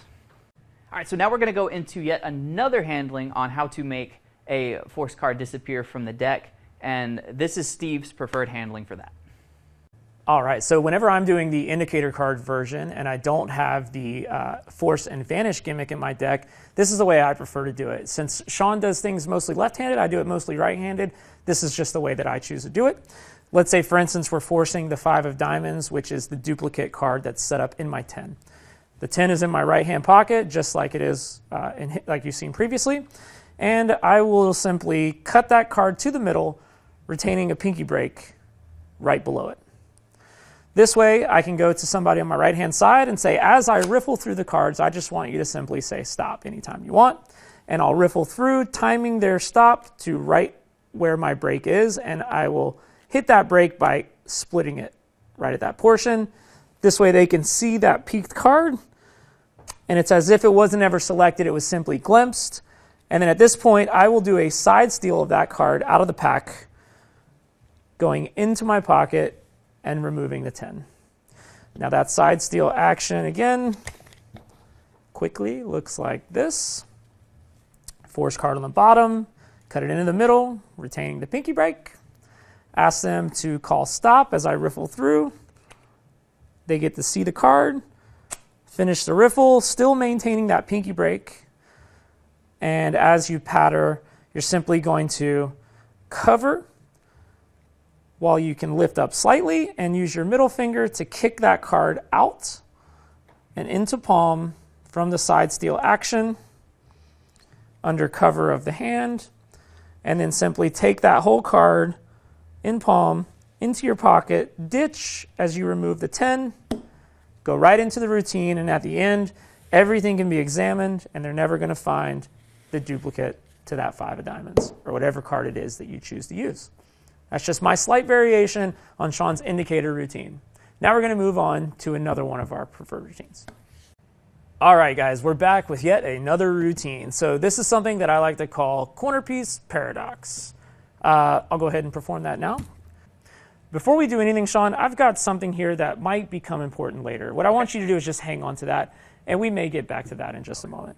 Hey, Sean. Hi. I'd like to do a little bit of a card trick for you. And you're familiar with a deck of cards. And one thing you know about a deck of cards is that they all come with a couple of jokers. Do you know why a deck of cards comes with jokers, Sean? Nope. A deck of cards comes with jokers because if you were to lose a card in the pack, you could just write the name of that card on the joker, and then that becomes the card to replace in the pack. So you still have a full pack of 52. This is what we'll do, actually. I want you to just simply think of any card, but if you do that, you might go with your favorite card or the Ace of Spades, which is what most people would name. So instead, what I'm going to do is I'm going to just simply spread the cards out in front of you, and I want you to look down, see a card, and remember it. Okay. Got one? Yes. Great. Imagine for a moment that that's the card we lose. Okay? Okay. So I want you to just simply write down the card across the face of the joker. So that, anywhere? Yeah, anywhere. So that we can use that to replace the card we lost. All right, I'll show you. Perfect. You know what? Do me a quick favor. Why don't you sign your name on there somewhere too? Okay. All righty. Perfect. All right. So there's many ways cards can get destroyed when you're playing games, right? So, for instance, the card that you need to replace could have been folded, right? Could have been creased. You know, that's one way that it could be destroyed. That's right. Not only could it get folded up, but it could also get torn like that. And you have to replace it in the pack, right? You could also maybe tear it not just once, but things can get torn twice. So that you're left with not just 1, 2, 3, but 4 pieces of card. But as being a magician, I don't like to replace cards in my pack. I like to restore them. We'll do that piece by piece. The first 2 pieces of your Joker, just like so. We'll take the third piece of that Joker, with the third piece which goes right here. That's the right-hand side. And it goes together just like this. Now that's 3 pieces down. That last one in my pocket goes right up here, just like so. And now that Joker is fully restored. Oh, sorry, not fully restored. There we go. That's 3 edges, leaving just this last edge to be restored. Of course, you didn't want it to be the Joker. You said we lost a different card. What card did we lose? The Jack of Clubs. That's right, the Jack of Clubs. Now, what's kind of crazy, though, about this is, where does that leave your Joker? Well, if you remember at the beginning of the effect here, I actually had you put something in your pocket. Go ahead, pull that out. Let me take a look at that. This is a little black box, and inside this little black box is a single playing card. What's crazy is your signed Joker is that card inside a complete paradox, possible location. And that is Corner Piece Paradox. All right, so you just saw the performance of Corner Piece Paradox. This was actually inspired by a Michael Vincent routine called Pandora's Paradox, but he uses a completely different setup, gimmick, and it's actually a slightly different routine altogether. But this is the idea.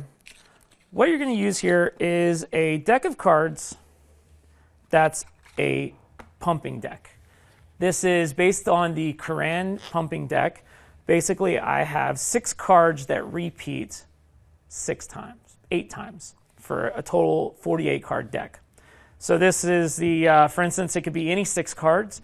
In mine, it's the 2 of spades, 3 of diamonds, 7 of spades, 8 of diamonds, Jack, and the Queen. So you've just got 6 completely different cards. It can be any 6.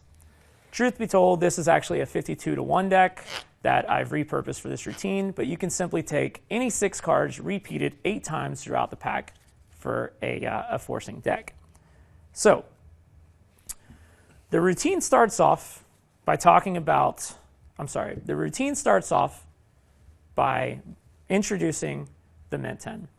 Say that this is something that we might get back to later, and I'd like you to put it in your pocket.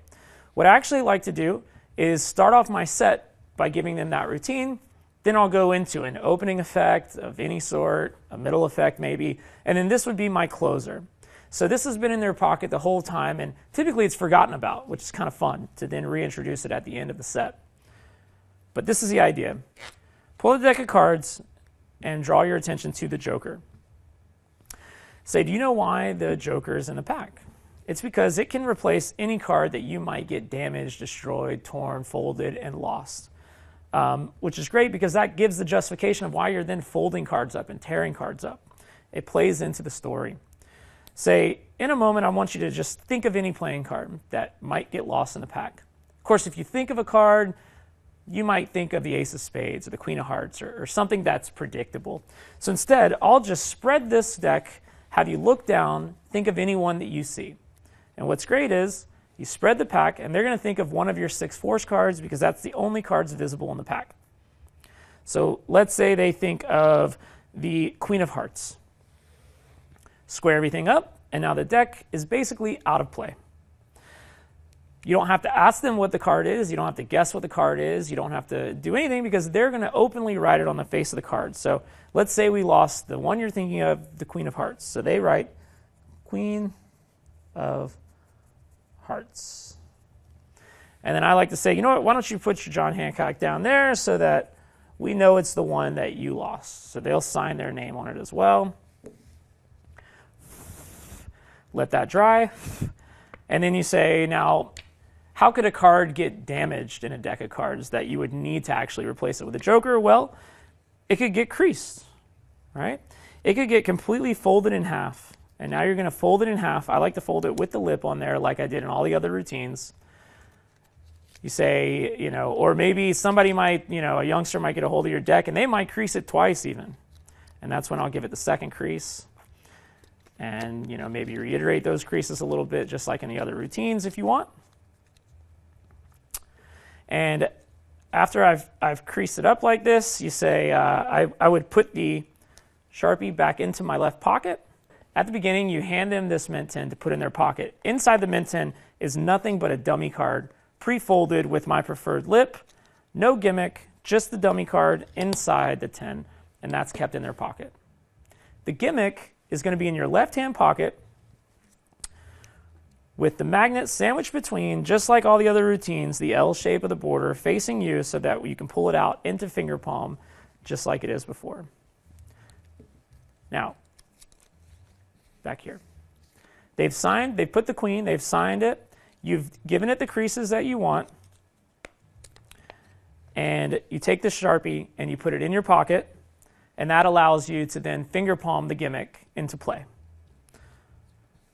You pick up the joker, you place it on top of the gimmick, and you can display it, saying it could be creased. What's another way you could lose a card in the deck? You could tear one up. One could get destroyed by tearing.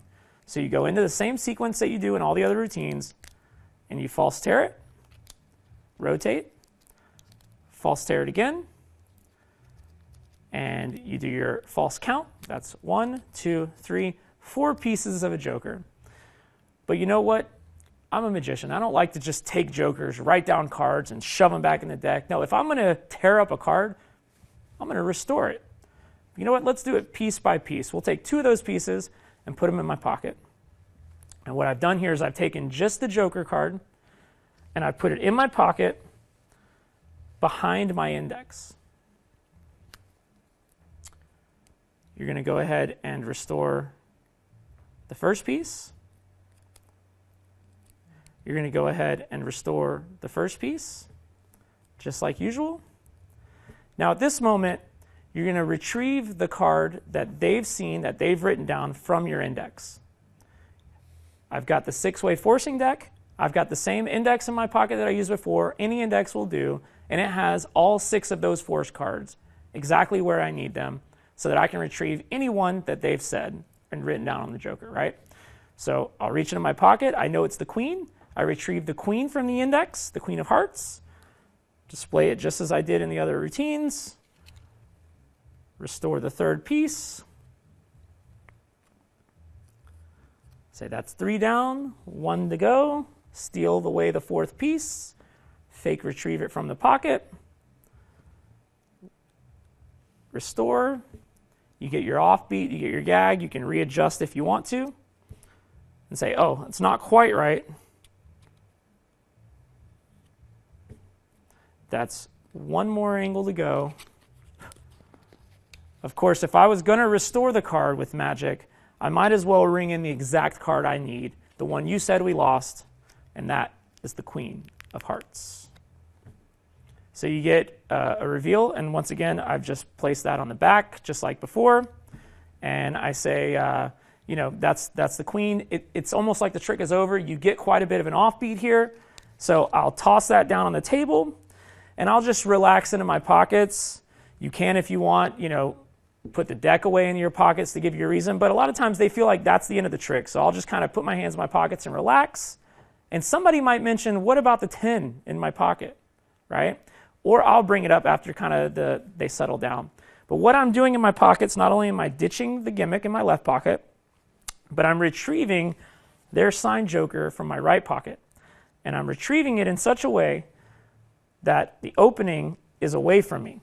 So if you look at the border, the L-shaped border is now pointing away from me, and it's in my right finger palm. If somebody hasn't said, what about the 10 in my pocket, because this is the end of my set, maybe they forgot about it, I'll reiterate and go back to it. But wait a minute.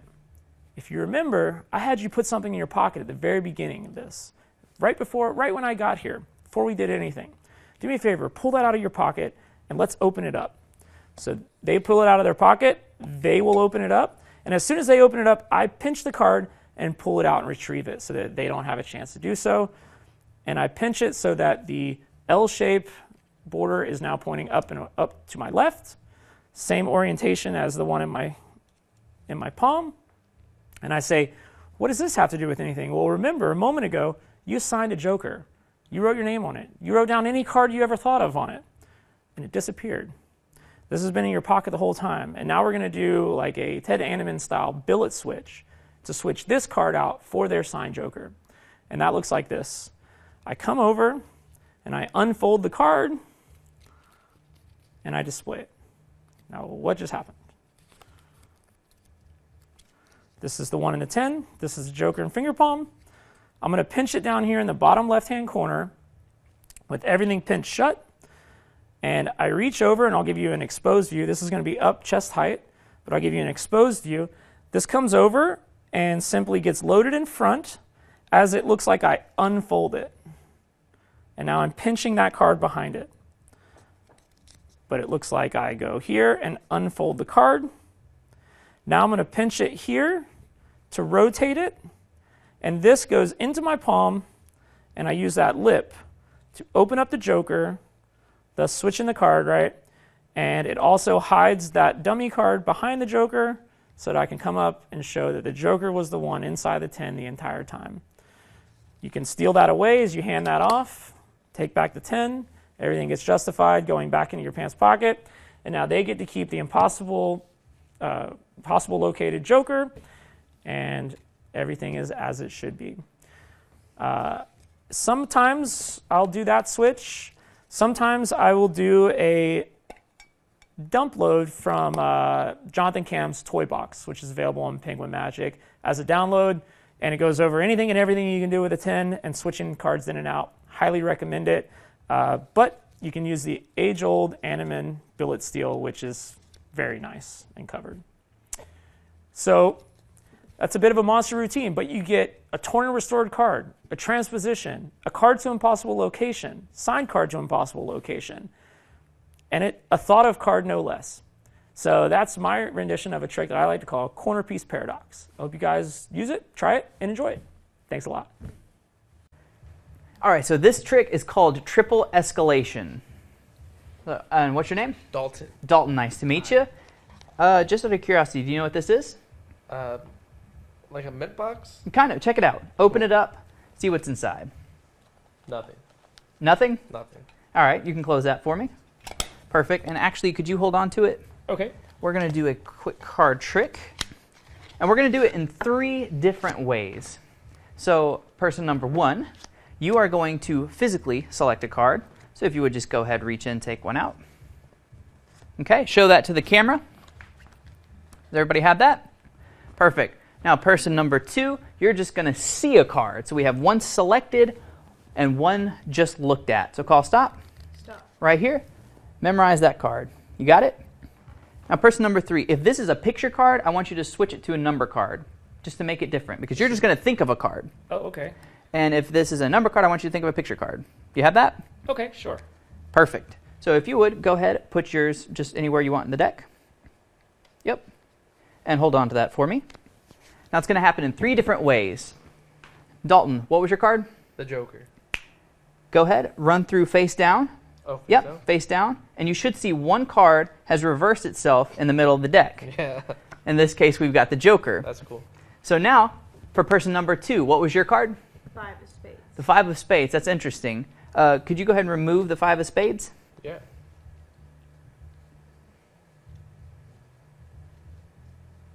Dude, it's gone. There's no 5 of spades. You know why?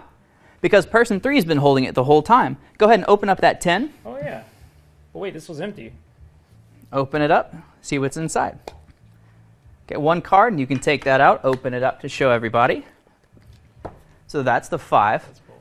All right. So now we're going to try one more. So you just thought of a card, correct? Yeah, I'm thinking of one. Perfect. So here's what we're going to try. We're going to take this 5 of spades, rip it up. So we've got the 1, the 2, the 3, and the 4. I'm going to put these 2 pieces away. So could you, for the first time, name what card you were thinking of? I was just thinking of the Jack of Hearts. The Jack of Hearts. Perfect. check this out. From right here, we put these together, and it totally restores. That's number one.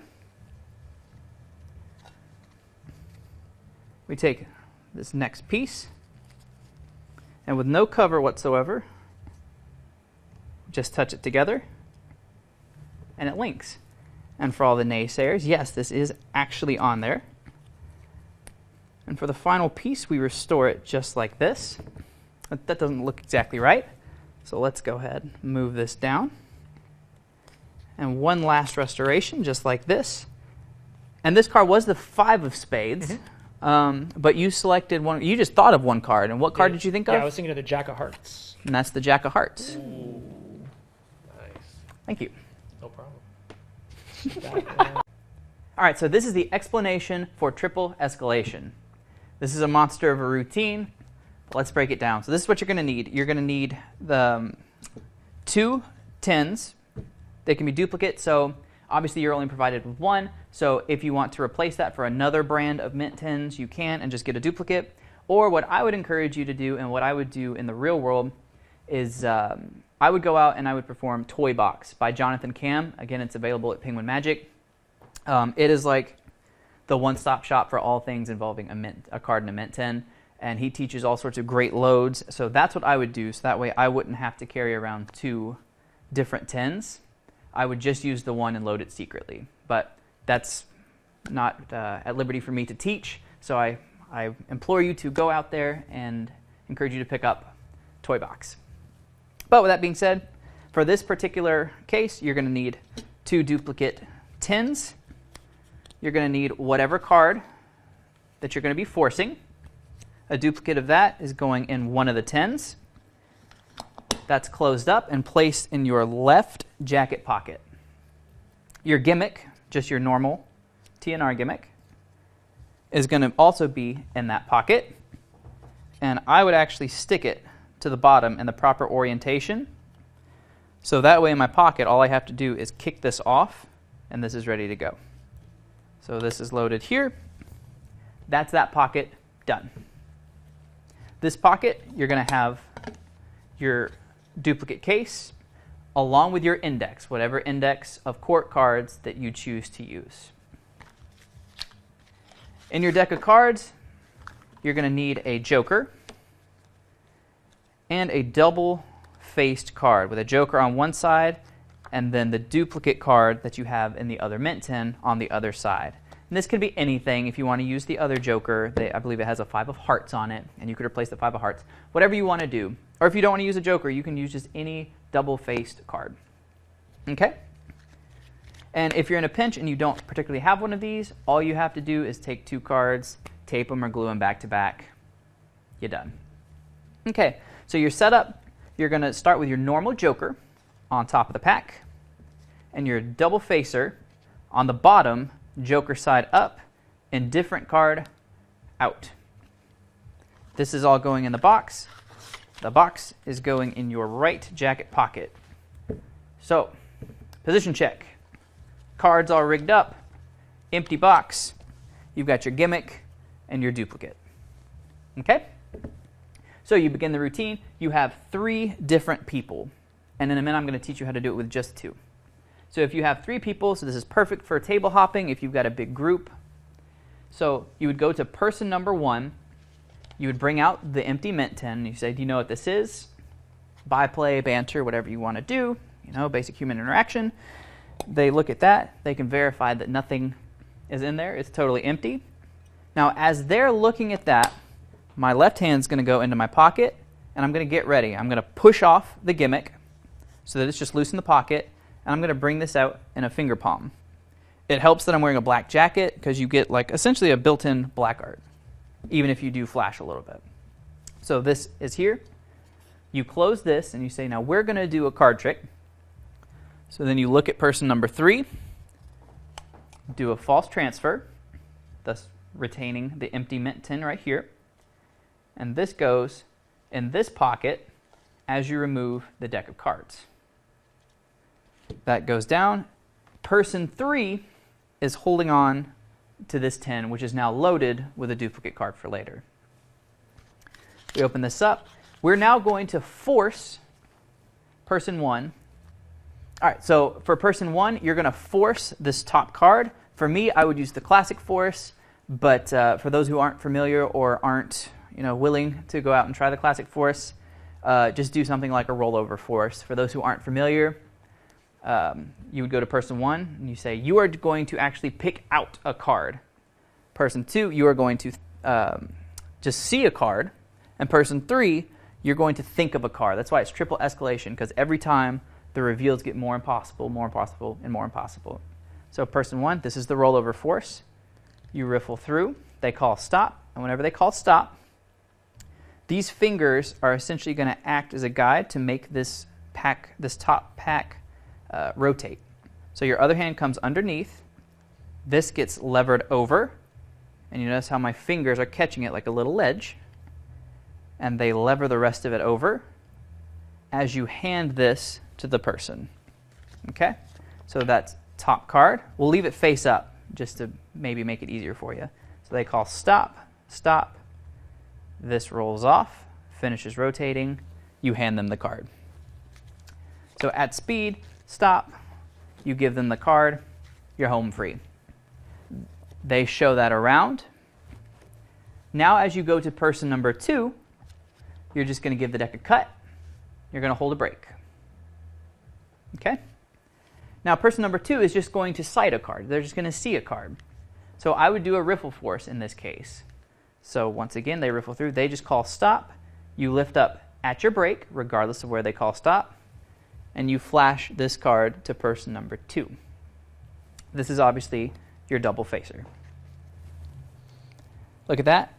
And now, this is what's interesting. Since our index only covers the court cards, we now automatically can force this person to do a court card, to think of a court card. We just don't know which one yet. So now I show this to person number 3, and I say, if this is a picture card, I want you to think of a number card, just to make it wildly different. If this is a number card, I want you to think of a picture card. That means they're now thinking of a picture card. This goes back in the middle of the deck. You get person 1 to slide in their selection face down. And now the biggest part of the trick is done. Because you say, what was your card? Person 1 says, it was a joker. Spread through the cards face down. And what they'll find, and this is quite startling for a layperson, is that one card is face up the wrong direction.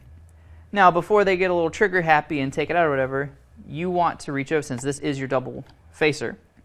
You're going to reach in. You're going to take that from them. Careful not to expose the back. And you're just going to put it away. Since your pockets are currently preoccupied, I would put this in just a back pocket or like a breast pocket if you're wearing like a suit jacket. So that's magic effect number 1. Their card inverted in the deck. Crazy.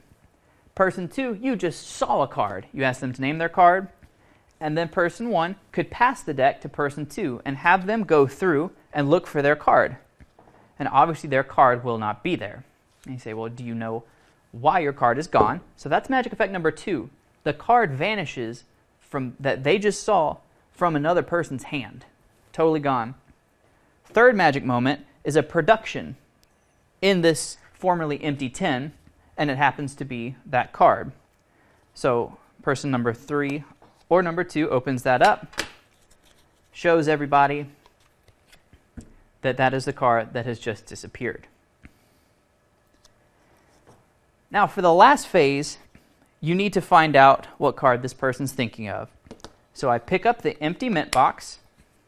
This goes in my pocket as I retrieve the TNR gimmick. So now that we have the gimmick retrieved in finger palm, you're going to take this duplicate card and you're going to do just the whole sequence yet again. So you close, open, rip, pivot, rip, do your false count, the 1, the 2, the 3, and the 4. And now since we have to go to the index, we're going to put this piece here, and you say we're going to put 2 away in the pocket. Just out of curiosity, what card did you pick? Now you get them to name the card that they're just thinking of. So we have a physical selection a like just a sight selection and then a totally mental selection. So let's say they said Jack of Hearts. So that's here. You do your first restoration. Now go into the index, find the corresponding card. In our case, I believe it was the Jack of Hearts. So all right, now we're going to load this piece here. Do the rotation. Do the little touch link. For all the naysayers, you know this really is on there. Go into the Tetris maneuver here. Fix the card. And now go into the umbrella move. And you say, you know, what card were you just thinking of? The Jack of Hearts. And this is magic effect number like 4 or 5 when you turn this around. Not only has the card been torn and restored, but it also has completely changed to a card that they just thought of. And that is impossible. You're welcome to let them keep that as a souvenir, but if you need it for your index, you can just take it back, put it back in your pocket. And yeah, that's triple escalation. All right, so let's say you want to do triple escalation, but let's make it a double escalation. So let's say you don't have a huge group with you. Let's say you don't have 3 people. If you have 1 person or if you have 2 people, you can still do this routine just by simply omitting the first phase. So I'll briefly run over that. So it starts out the same way. Have person 1 examine the empty tin, do your switch for your loaded card, and give that to them to hold on to. You're then going to say, you know, you're going to pick a card, you're going to think of a card. You go into just a riffle force. Again, I've got my break here above my double facer. So they call stop. Stop. Perfect. They memorize that card. Shocking. So once they have that card memorized, you go to the second person and say, you know, if this is a picture card, think of a number card. If this is a number card, think of a picture card.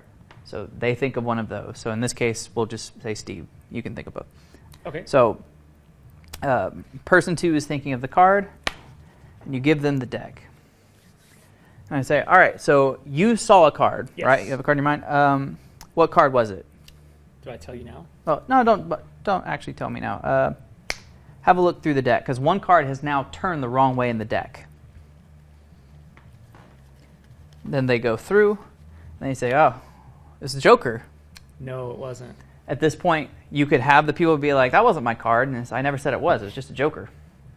Or, if you want, it's like, if they just look at you kind of like blankly, you're just like, no, well, this is your card, see? Because Jokers are wild. They can represent any card in the deck. You just use it as a throwaway, as a stupid little gag. Right.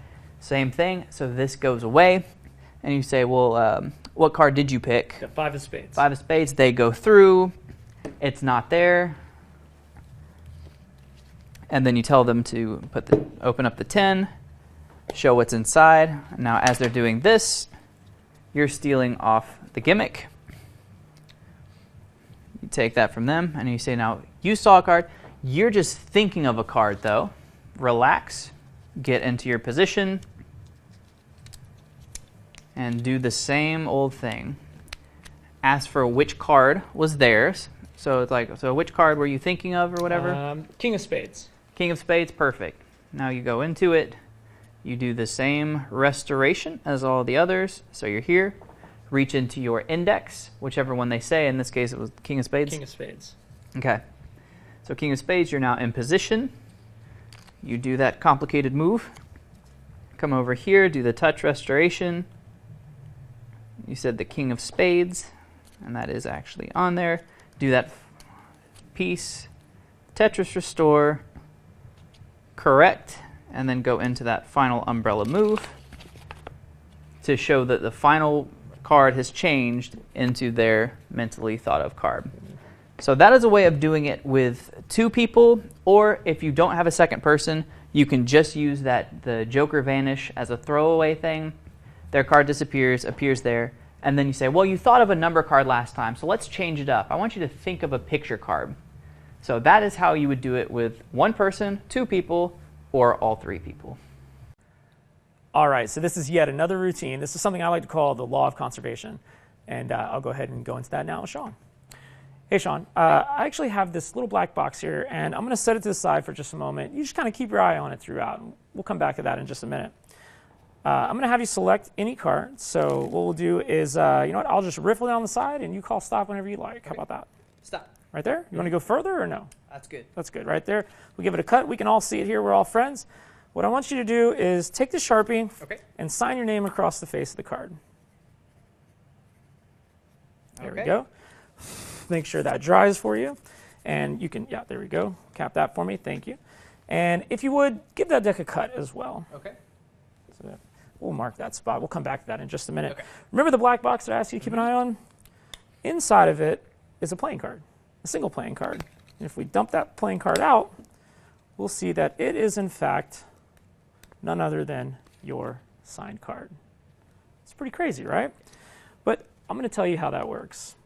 You see, we'll take that card and we'll put it back in the box for you. But Sean, this can work with any card. It doesn't have to be your signed 5 of clubs. In fact, you cut the deck a moment ago, right? Let's see, the card that you cut to here was the Ace of Diamonds, right? Okay. It can work with the Ace of Diamonds as well. Watch.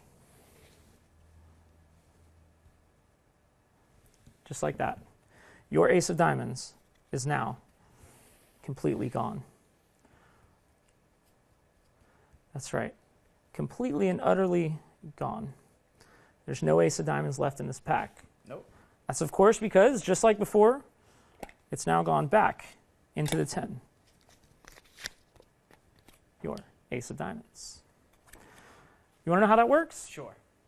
It's because of something called the law of conservation, which states that matter can either be created or destroyed. I'll show you what I mean. First, let's destroy it. Torn in half. Tear it up once again. That leaves us with a few pieces here. We've got 1, 2, 3, 4. Well, we've destroyed it. Let's try to recreate it here. We'll put it back together. I'll do it piece by piece. So we'll put 2 of these in my pocket. And we'll start with these at the fingertips. Just like that.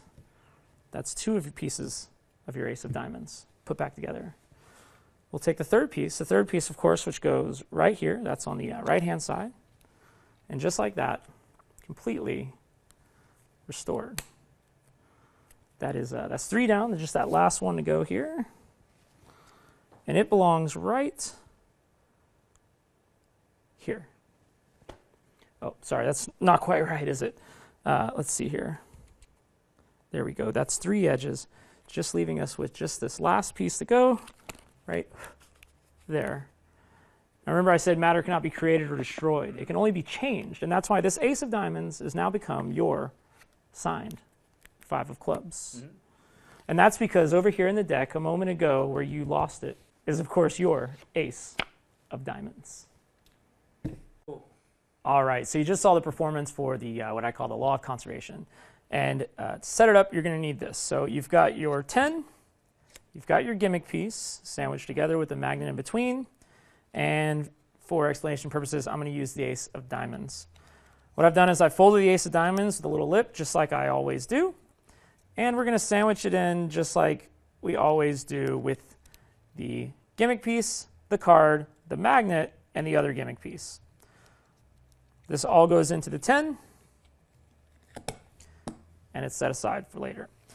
Now, to set up the rest of the pack here, we're going to need a few things. We're going to take any card that we want to be the selection, and we're going to score that card. For this, I use something called the bullet, which is also available on Penguin. You can use, you can do this by freehand. You can do this any way you want. But this is how it works. So we're going to take the blade and simply score the card along the center, and score the card along the middle. And you can smooth out those score lines if you want to. That's the preparation of the first selection. Next, you're going to need to prepare for the vanish of the Ace of Diamonds in the pack.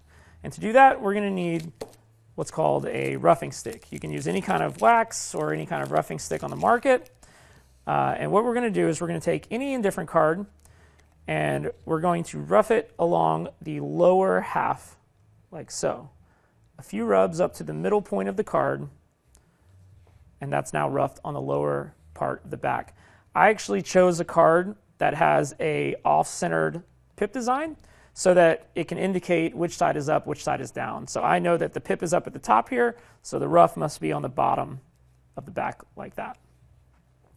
Next, we're going to take whatever card we put in the 10, in this case the ace of diamonds, and we're going to rough that on the face, but on the lower half of it as well.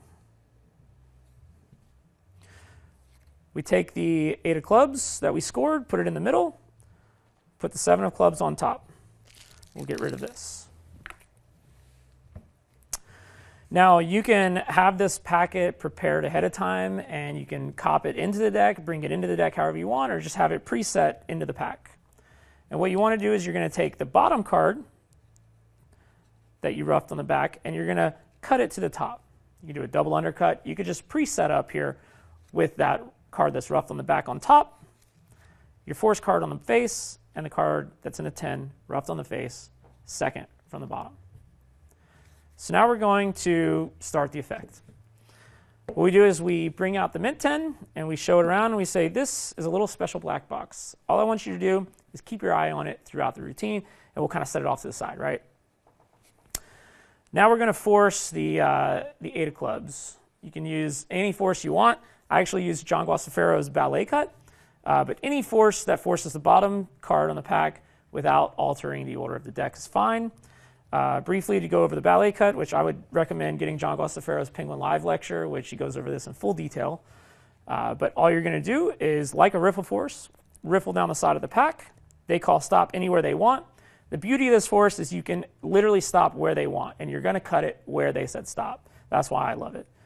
But you're going to cut it in a swing cut action, but instead of completing the swing cut, you're going to use the bottom piece to lever over the top, and then let everything lever over as well.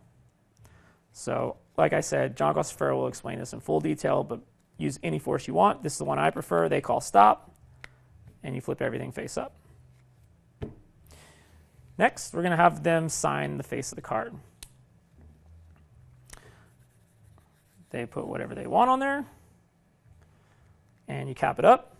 Now we're going to do a little blow subtlety to fold the card. You can use a Mercury card fold if you want, of some sort. This is just what I prefer to do. Since the card is scored, you're going to get a perfect crease anyways. So as they're capping the pin, sort of misdirection, I'm going to come up to blow on the card and to rub on the ink to make sure that it's dry. And in the action of doing that, I'm going to, while it's necktied, fold that card up, and it's going to crease perfectly at the fold. And I go to rub on the ink seemingly, but what I'm doing is I'm pressing in on that crease, like that. Now I'm going to rotate it into my palm like this, so that I can then palm that card out as I set the deck down. So now I've got that card palmed out. You don't have to squeeze that second crease in just yet. I like to just sort of rest that in my hand. And I say, also what I want you to do is cut that to lose that card in there, right? But we'll set it offside like this.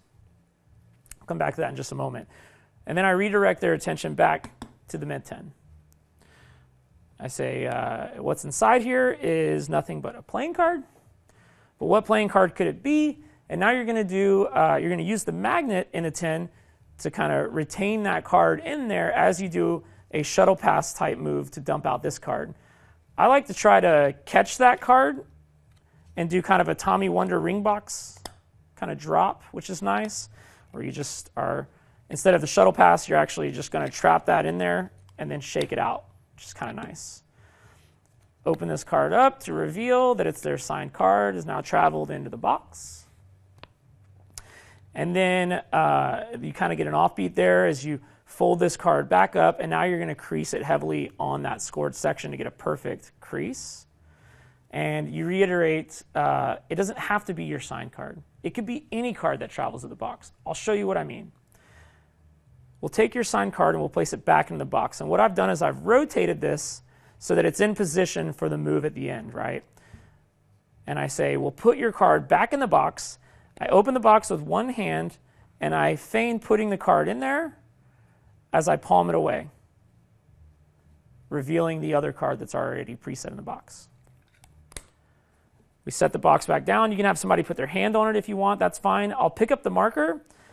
I put it in my hand that's got the folded card, and I pocket everything, right? That gives me the justification to put their card in my pocket. I say, like I said, it can work with any card, right? You cut to a card here at random. Let's take a look at what that is. You pick up and show that it's the ace of diamonds. What I've done here is a cross-cut force. What's great is you have a time delay misdirection of revealing the card here. So once again, that action is this. That card is on the face of the pack. You set it down. You ask them to cut anywhere that they want. You don't say anything, but you just sort of mark the cut by putting that at a catty corner kind of angle, right? You've got all that misdirection, the time delay of everything, revealing the card in the box, so that by the time you come back to this, it feels like this is the position they cut to, and that's the standard cross-cut force. You lift it up, you say, memorize that card, showing the ace of diamonds. And this part here is pretty cool. As soon as you set it back, that roughing that we did to the card in preparation has now basically stuck those two cards together so that you can make any kind of gesture that you want, that now the ace of diamonds has traveled to the box. Flip the deck over, and you're going to spread. As you spread, your index finger is going to be on the lower portion of the pack with a little bit of pressure, and that's going to make sure that that ace of diamonds sticks to the seven of diamonds since you roughed them both on the lower half, right? So as you spread, that ace of diamonds is completely vanished. They can't see it anywhere. But I know it's right behind the seven of clubs, which I see in the middle. That's going to be important later. At this point, you say, of course, that's now traveled to the box where your signed eight of clubs was a moment ago. We'll pull it out just like we do in all the other routines, concealing the front edge there if necessary, putting it into your hand just like before, doing the umbrella move to steal off the gimmick, and displaying the ace of diamonds. At this point, we go into the explanation of how did it change? What happened there? Well, that's because matter cannot be created or destroyed. It can only change. I'll show you what I mean. We'll start by destroying this card. And so now you just go into the standard TNR explanation that we've gone over many times. Just like so. Do your little false count. Talk about we're going to restore this piece by piece, so we'll put two of these away in the pocket. What you're going to want to do here is when you put it in your pocket, you want to make sure you have it on a different side from the signed card that you put in there earlier, right? So that you can kind of keep those separate in your pocket. Distinguish them later. Now we start to restore it, just like usual. When we go to pull out the third card, instead of pulling out that ace of diamonds we put in there, we're going to pull out the signed card from before that we pocketed when we put the Sharpie away. And that goes right here. Do the next move for the third piece. Move the magnet. Motion back for the fourth piece as you misdirect to steal this one off with the magnet. Move it from your pocket. Go into the final restoration. Readjust if necessary. Do what we call the Tetris move as it falls into place. Now we're going to open up the umbrella move and say matter cannot be created or destroyed. It can only be changed. That's why that ace of diamonds, after destroyed and put back together, has now changed into your eight of clubs. You get kind of a bit of an offbeat here, and then you'll say, which begs the question, what happened to your ace of diamonds? I'll steal away the gimmick as I go to toss this out in front of me to the person. The spectator's usually in front of me, not to the side of me. So I'll toss that out in front of me, and then as I come back, I just sort of kick that seven to the side. And I kick it on the top edge where there's no roughing. That way it splits open and reveal the ace of diamonds. And I say that's because the ace of diamonds that was once missing from the pack is now back where it belongs. If you want to clean up, you can put this away with everything, and you're good to go. So that is the law of conservation. Hope you enjoy it. Hey guys, Steve here. I wanted to show you one last variation. So that last umbrella move where you pop it up might take a minute to get down. So we thought we'd leave you something to get started with. This was my idea. You're at the position where you're about to restore the last final piece. Put it together. Do the little drop down move. And now you're right here, right before that umbrella pop out. Well, if that's a little too difficult for you to start off, this is something that I've done before and I recommend you try. Show that the last piece is this last angle right here, and we're going to pinch that same area so that we can rotate it 90 degrees. Once again, show where it needs to go, and I'll pinch it here with my right hand, and I start to fold the card up into quarters, and this is how I do that. I simply, behind my hand, put it together, and I say, hold out your hand, and I drop the piece in their hand. They squeeze, wait a few seconds, tell them to open up their hand and unfold the card to find that it's now fully restored. I'll show you guys the exposed view of that.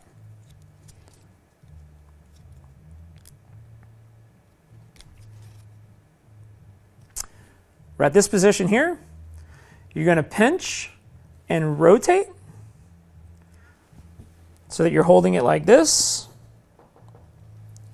Now I re-grip with my right hand to free up my left hand, right there. And I'm going to basically fold this piece down while I fold the other piece down and fold it all together like a book. So in an exposed view, it's going to look like this. This is done behind the cover of my hand. Fold this in on itself. Now, this is all, of course, done behind my hands. I gesture to have them open up their hand for me. And all you're going to do is simply push this off into their hand, close their hand, and now you're left pulling this away. They squeeze the final piece, have them open up their hand. They open up the card themselves to show that it's now restored, finally, in their hands, the same card they signed or what have you. So that's just a quick in the hands restore for that last final piece. But I highly recommend that you take the time, put in the effort to learn the visual aspect of that last move. So thanks. All right, so like Steve said, if you aren't comfortable with that umbrella move yet, here's yet another alternative for you that is slightly easier. This is the one that I started out with and that I used until we came up with the umbrella move. So what you're going to do is you're going to be in that final position here when you've just done your third link, the little touch link. Now from here is where it changes. Instead of going into the Tetris move and all the, the finger shenanigans, this left hand is going to come over and grip the unit right here. You're going to release with the other hand, and you're going to take this loose piece and put it directly behind. So right here, almost in line with the other card.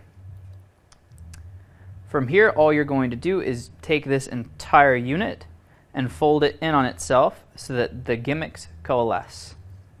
These collapse in on themselves. And then just by opening this up, the normal card, this hand, your left hand moves down to this corner to cover the corner that was missing. Give it a rub and show that it restores. And also, as a little addendum here, I will like to add that this version actually works better if you do have a slight lip on it because it helps pop the card open. So one more time. You're here. You've done the touch link. This hand comes over, grips. This one comes behind, closes, brings it down to show the restoration. And that's just another handling.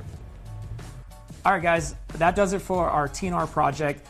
We've gone over a lot, I know, but just pick and choose the routines you love, practice the handling. I know you guys are going to go out there and slay people with it. Sean? But yeah, thanks again for picking this up. I know we threw a lot at you, but it's like a sampler platter. You can pick whichever you want, whatever you work on, give it the practice it deserves, and yeah, I hope you guys have a lot of fun with it. Yeah, and don't forget, leave a review. That's how people can go to Penguin and find good magic, because if you love it and you leave a review, then other people are going to try it. So we'll see you guys on our next release.